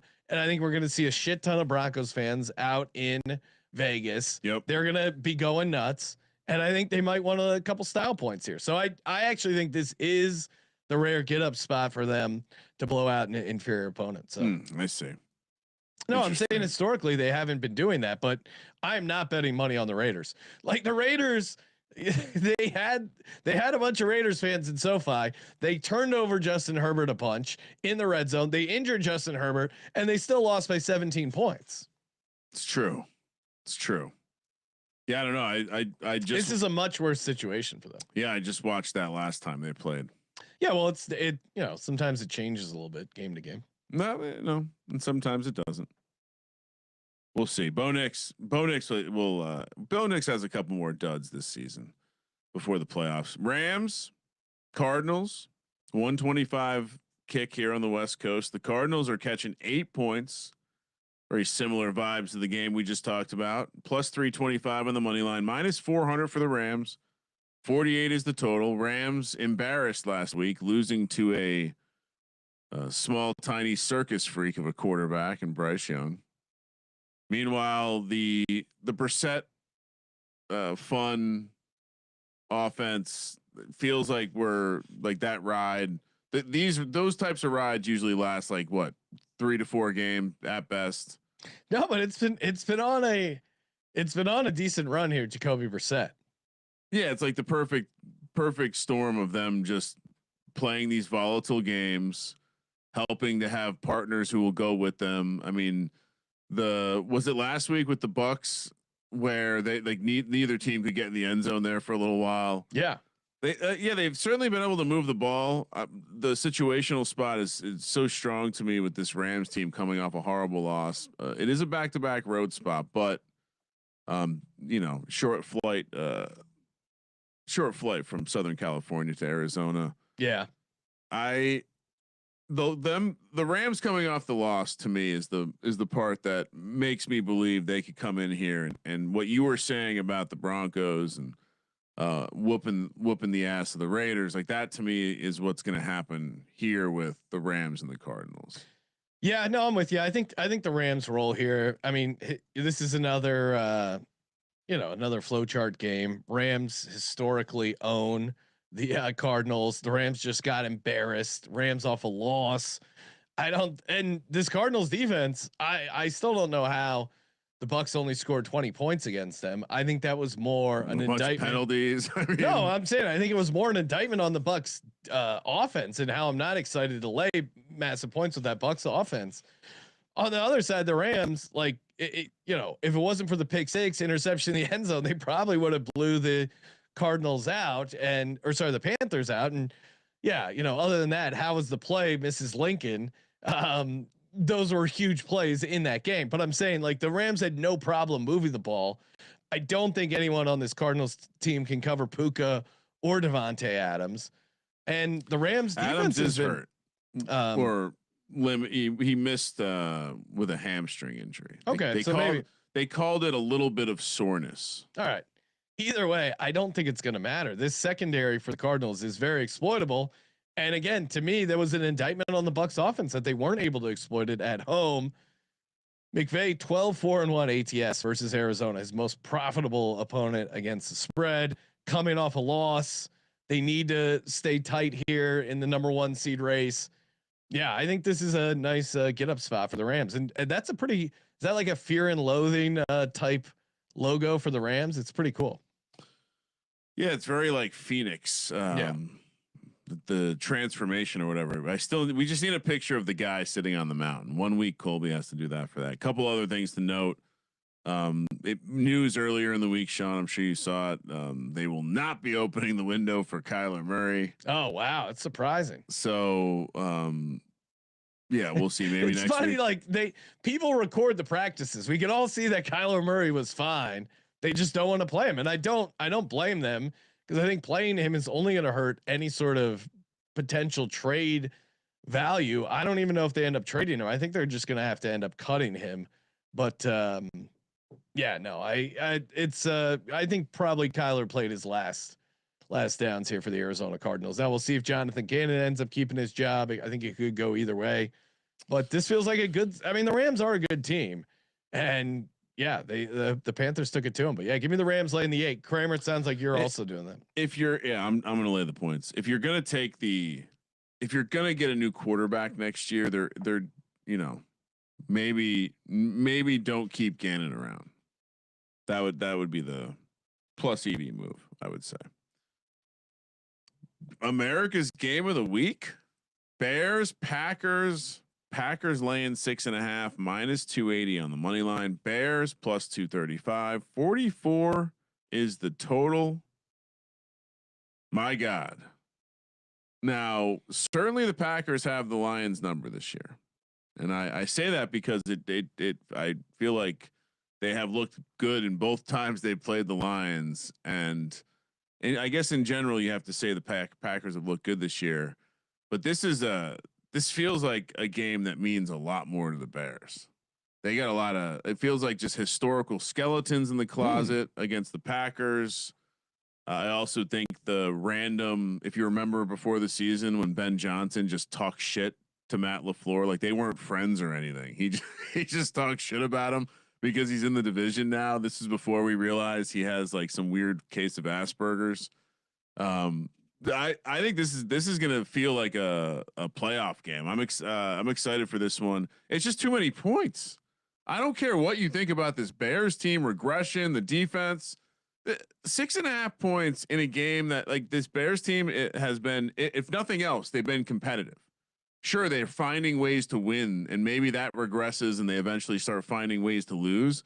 But these are still close games, and I think the 6.5 also, they're begging people to lay it with the Packers. Yeah, I don't know. This to me it's feels weird. It's weird because yeah, I'm super conflicted on this. Eye test tells me how should this Bears team be getting 6.5 points, but then it's like, oh well, you do the too cute gambling. Oh, they just beat the Eagles and they're getting 6.5 points. They're riding high. Sure. It's a letdown spot. I mean, if you're betting on the Bears, you're betting on a team where the coach ripped his shirt off post game. That does feel a little bit dumping the Gatorade. But on the other side, you know, the Packers have historically owned kind of the Bears. But I mean, the physicality that the Bears played with feels pretty consistent. Their ability to generate turnovers feels somewhat consistent. Can I help you make a determination here? Sure. I mean, the public's all over the Bears. Yeah, that's fine. Like that. Sharps love the Packers. That is predictable. But what I'm just saying, like, let's observe the situation. Why is the market trailing so hard on the Bears? What is the case against the Bears? That it's all of these, like, they're getting by with fugazi stuff that's going to regress, right? And so I just don't. Yeah, I don't necessarily see it as the. It's obviously chalky to take the Bears because they're sitting at the 1 seed. But at the same time, I don't necessarily think the market has adjusted all that much. We're still talking about a team that in week 11, Sean, they were catching 3 points on the road against Minnesota. This is a Chicago, like, so I would argue that the market is low on the Bears. And so even though people are going to come in and bet it, we're still getting a good price. So yeah, I don't think Bears have fleas. No, I mean, dogs have fleas. They definitely are a public dog, and that certainly is scaring me a little bit. But again, I guess I got to go back to my handicapping style. I'm not a guy who looks at the a ton of advanced metrics and all this other shit and cares about betting splits. I mean, it's interesting to discuss, but ultimately, yeah, this Bears team, they're not that bad that they should be laying 6.5. If you're power rating this Bears team. Okay, so you give Green Bay 2 points for home field, maybe, right? Sure. Okay, so I mean, most home fields are now 1.5, 2. It's not the standard 3. So on a neutral, you have the Bears 4.5 points better than the Packers. I'm sorry, I can't get there. I understand the case for it. I like if you go, oh, they're telling you this or that, like I get that, but. Yeah, I was gonna bring up. Yeah, they're just low. So like, Unpredictable has. I mean, they have the Bears at number 18 in the NFL right now, in terms of power ratings. Basically, what the market is viewing them as. So, does that seem right? That doesn't that seem extremely low for the Bears to be 18? In the market rankings? Yeah, 18th team. They're the number 1 seed. So and the Packers are a team that are generally pretty high. The aggregate rating for them is number 5. And so that, to me, whatever you think you're baking into a situation with the public being on a team, I think that completely counterbalances it. And when you look at the way the point spread has opened at 5.5, and even though everyone's betting the Bears, Sean, it's moved out to 6.5, which I know, gambling instincts make you nervous when that happens, but yeah, let's take the Bears and not overthink it. Give me the Bears catching 6.5 points. I mean, I'm shocked at how much. When have the Packers done well as a big favorite so far this season? It's a great question. They pushed against the Giants. Yeah, they didn't. They didn't cover, did they? No, they pushed. They either pushed or lost. I'm pulling it up because I know it doesn't feel. Yeah, they're 4-6 as a favorite. So I don't know, especially a favorite of 6.5. Also, the Jordan Love crowd has been talking a lot of shit. Dick Puncher talking a lot of shit, and so no, it's a nice win over the. It could be that also. Could just be I'm back to a position where fuck the Packers. Yeah, you always hate Jordan Love. Sunday Night Football: Houston Texans, Kansas City Chiefs. Great logos by Colby as usual. Kansas City laying 3 -180 on the money line, +155 for the Texans. 42 is the total. The curse of them feeding us Kansas City -3. I mean, it's hard to say no. This is a lot like Thursday Night Football to me. Loser leaves town. Yeah, I mean, you get the Chiefs with extra rest, which is certainly interesting, but yeah, I got to take the Texans here. Really? Yeah, give me the Texans in Kansas City. You're gonna under the lights. Yeah. Oh well, only laying 3. Is it the lights? What do you mean? Showtime, Mahomes. Sunday night you're right. football, It's Sunday baby. night. I thought it was the afternoon. I mean, lights will be on.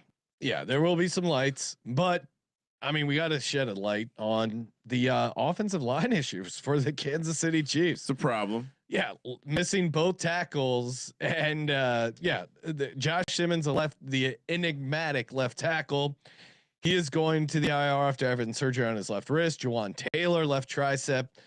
Trey Smith, right ankle, and Chris Roland Wallace back are not expected to participate in today's practice. So it sounds like they're going to be missing 3 offensive linemen.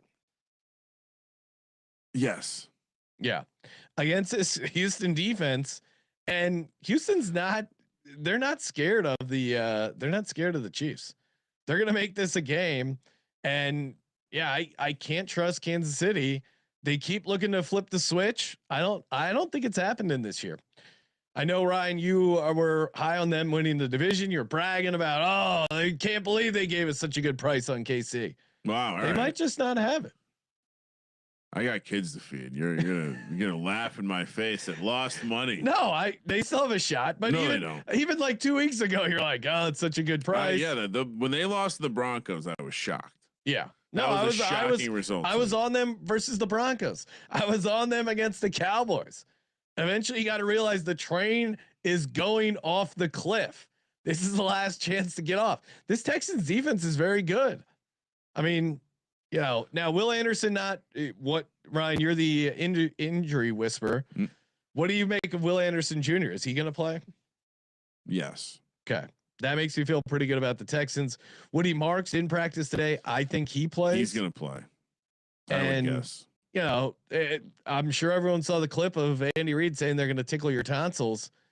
I don't know if you can tickle the tonsils against this Houston Texans team. Now, certainly there's a world where they win, but the Texans cover or push. If you're betting the Texans, I think you find those 3.5s, and maybe Kalshi has the 3.5. I'll pull that up, but give me the Texans. I'm 100% taking the Chiefs here. Good luck. CJ Stroud still the quarterback. Davis Mills no longer playing. You thought he looked bad? No, I just think, at the end of the day, the cluster injury to the offensive line is worrisome. Yes. Mahomes has done well in his career to mitigate those types of things. 3 offensive linemen? No, just dealing with replacement offensive line. They've known. They've known for so they've also gotten their ass kicked. I mean, you look at the Tampa Bay Bucks Super Bowl, the Eagles Super Bowl. If Mahomes doesn't have protection, he gets his ass whooped. Okay, yeah, but he's also in the regular season done well. No, I'm just highlighting like defenses with a good front seven with scheme. They've been able to deal with it. Yeah, and they do have extra time to prepare. That's certainly, and they would have known they would be without these linemen. So the guys getting the reps. Yeah, I think time's running out. I think time has run out on this Chiefs team. You obviously didn't see Andy Reid smile after he said tickle those tonsils. Kansas City -3 for me. Good luck, Sean. Give me the Texans +3 in Kansas City. This is also secretly me just rooting for my Jags division tickets. So. Oh, it's no secret about it. What do you mean? You're. Some of us are unbiased handicappers, and some aren't. So people are not going to like that you said that right before we get to the Philadelphia Eagles heading to Los Angeles to take on the Chargers. 5:15 local time here on Monday Night Football. Eagles -2.5, -150 on the money line. Chargers +130. 41 is the total. I believe Sean will be in the building. Yep. It looks like there's a Chargers linebacker trying to eat some sort of sad pigeon eagle. I think Colby Colby made some art here. This was give Colby a note that is very offensive. Yeah. So what's the handicap here? I'm sure you must be gutted. Every week we love follow the money on VSiN. Shout out to Mitch and Polly, and they have a regular spot with Vito's son, Sal Palantonio. Sal Pal comes on, of course, Eagles insider, best that's ever done it, the city of Philadelphia, and takes the eggs thrown at offensive coordinator Kevin Fatula's house and throws them right at Jalen Hurts. So you must be reeling after hearing those words from the great Sal Palantonio. No, I don't think Jalen Hurts is playing his best football, but yeah, I mean, again, what is special about Jalen Hurts is he's been criticized. He's faced adversity his entire career, even from me when they drafted him. I was critical of the decision. I think a lot of Eagles fans were. Why are we wasting a second round pick on this guy?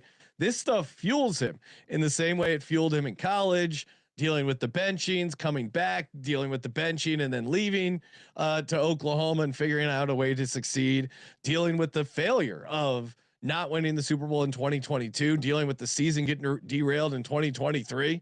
No one was high on the Eagles coming into 2024. They had lost all those games in a row. The fire Nick Sirianni, everyone's saying bench Jalen Hurts. And what does he do? He goes on and win the Super Bowl. I think I think he's deserved some criticism. He's missing some throws. He's not seeing the field particularly well, but this is when we see Jalen Hurts succeed. We saw this almost in a similar spot going into the Vikings game after the Giants loss on a weekday game where it was a bottoming out of the season. And then they go on the road in a dome against a team that they can really move the ball against. And I think that's the case here. And I think they will have some success throwing and running the football against this Chargers defense, which I don't think is particularly rated super well. Now the injuries on the offensive line, Lane Johnson still out. Optimistic he comes back the following week. Maybe Khalil Mack gets some sacks. I would like to see, either the design QB run or Jalen Hurts deciding to scramble more. I think that's a nice part of their offense that they're missing. Would be great if Saquon busts some plays here a little bit, but I think the offense comes out and has a pretty good game. Why I like the Eagles here in this game is on the other side of the field. This Eagles defense got their ass kicked, and they've had a nice extra long week to discuss it, prepare it. Vic Fangio looks locked in. A lot of comments coming out from the defensive line.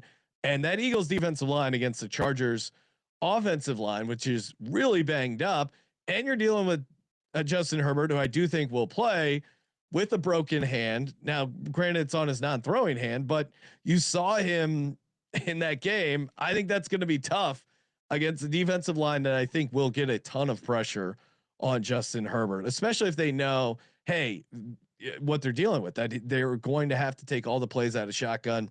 I think Vic Fangio is going to have a nice scheme up for them. Love the Eagles coming off the back-to-back losses. Be very surprised if they lost 3 games in a row. And I think the Eagles, as long as I've been out here in LA, when they come to LA, they win, whether it's the Chargers, the Rams, they show up big. This will feel like a home game. Fly Eagles fly, get the win and the cover. Give me the Eagles laying the 2.5 run. You mentioned that you'd like to see some more designed runs from Jalen Hurts. What do you take of the rumors that surfaced that Jalen Hurts himself went to the team and said he wanted to run less? Yeah, I don't know. I mean, that's probably bullshit, but yeah, I mean, who knows? If he's saying he wants to, I would say they should run more regardless. Because Petula was on the mic today. Yes. And he talked about it. And so he brought up designed runs. And so yeah, maybe they will call some more design runs. He brings them up, but then he talks about them as if like you have to be careful with those. You don't want to run too many. Yeah, I mean there is, I think, and I agree with that. Like he's a Super Bowl MVP. You don't want him taking a ton of shots. I think if you want to stay in the league, you have to limit the amount of shots your quarterback takes. That being said, you still want the value that you get from scrambling and design runs. Yeah, so it's if he's elite, it's because of that. And I guess that would be the counter. You can't take the best part of your game out of your game. Yeah, I don't know if that's the best part of Jalen Hurts' game is coming up in big spots. And I think you're going to see it here on Monday Night Football because yes, he's good at the running, but we've also seen him have a lot of success throwing the football. And yeah, he has his flaws, but I mean, the biggest accomplishment and best asset of Jalen Hurts is that the guy's a fucking dog.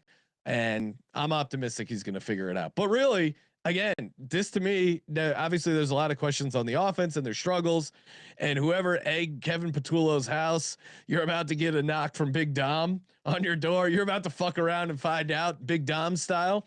So, and is the team going to war with the fans? Is the team going to war with the fans? What do you mean by Petullo that? Said they crossed the line. Oh, the fans that egged his house, they're going to war with. Yeah, and Big Dom's going to fuck those guys Sirianni up. Yelling at fans on the sideline. When was that?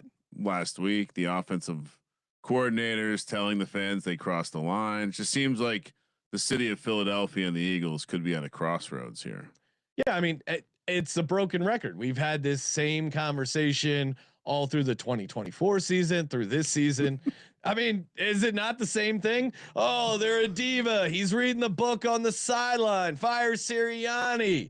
I mean, that was the entire dialogue through the 2024 regular season was it's going to unravel like 2023. Sirianni sucks. Get Hurts out of there. And then they go and win the fucking Super Bowl. So, I mean, if you think it's going that way, God bless you. I don't see it. I always feel like I've done a good job digging into what's going on in the Phillies circle, and then CJ comes into the office on Thursday, and I'll get the full download because he's not a true believer like you. So I get. No, he was out on Hurts even after the Super Bowl. So I don't know what to tell you. Some people, be a Super Bowl MVP means a lot to me, and I've seen Jalen Hurts show up in big games. What gets annoying to me about the criticism of Jalen Hurts is they criticize him now when the offense and the team is struggling, which I think is fair and warranted.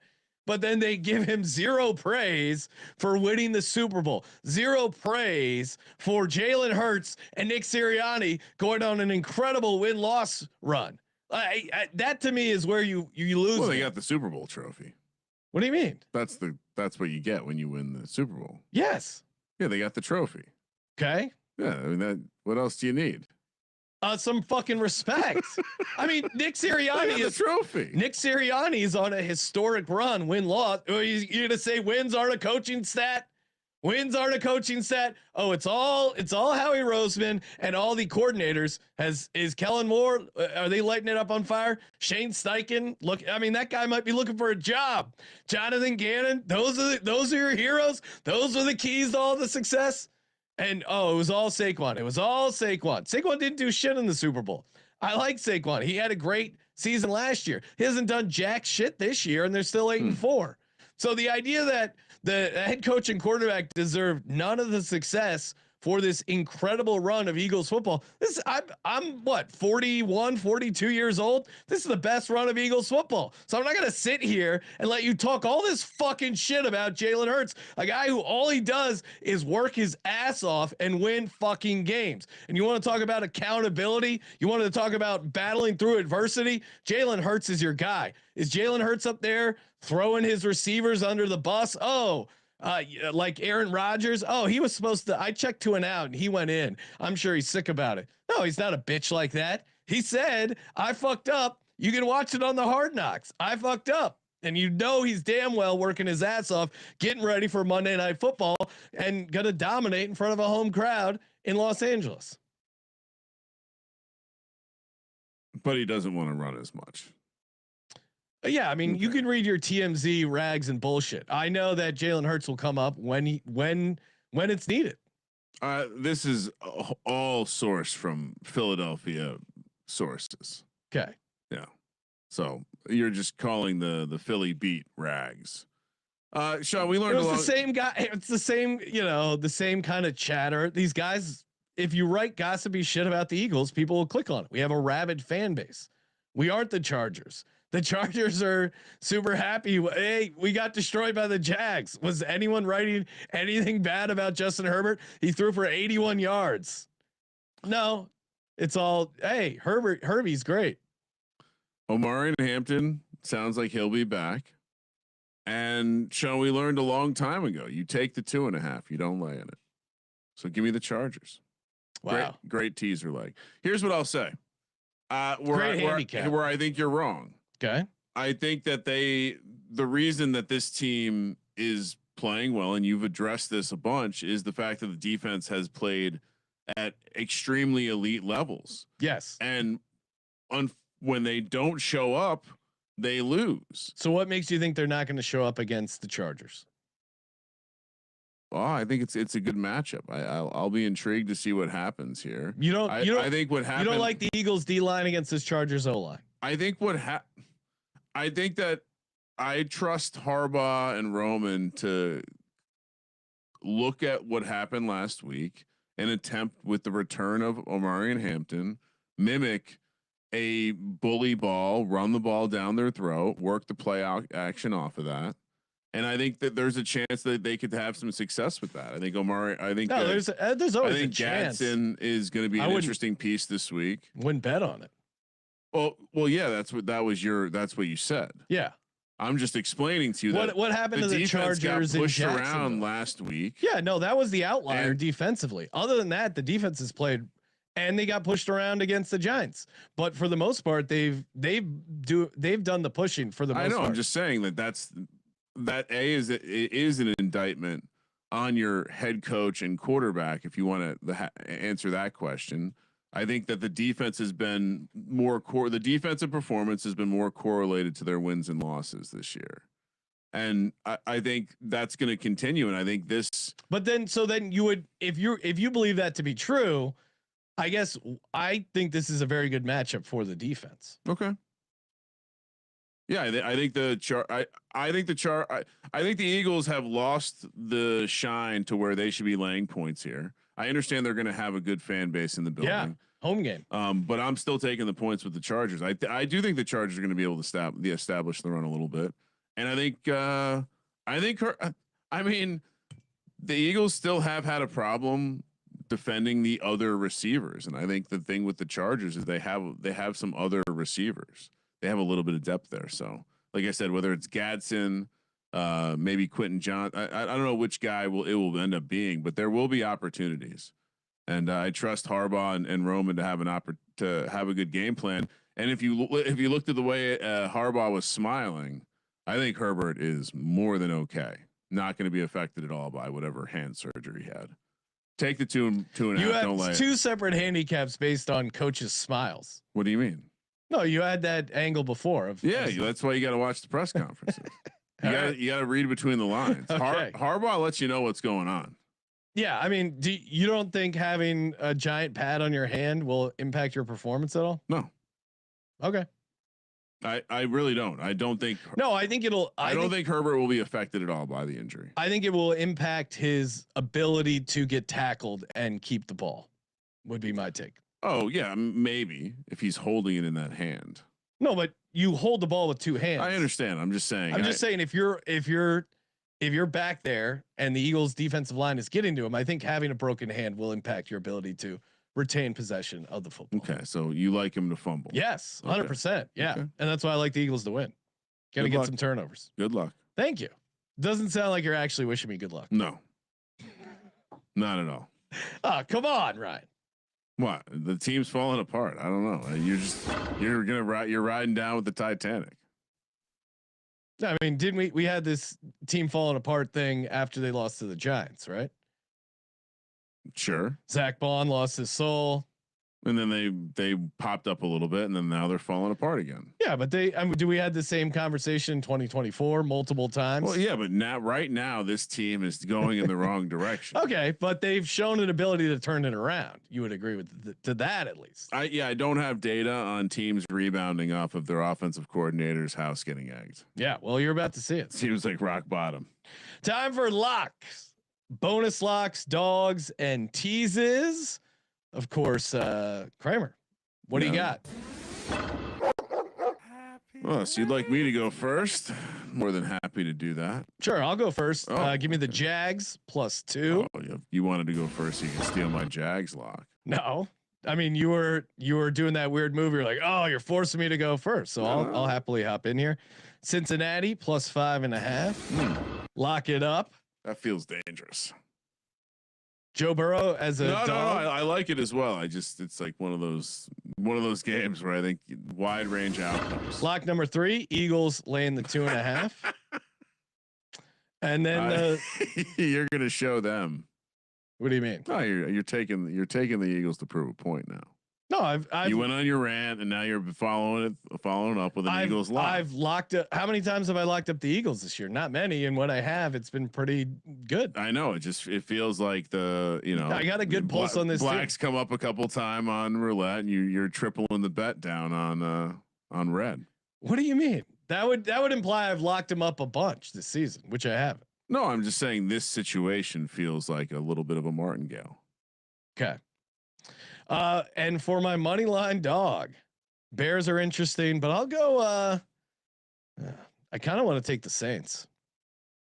Yeah, give me the Saints +350 on the money line. They've been close. I mean this Bucks team is a little off.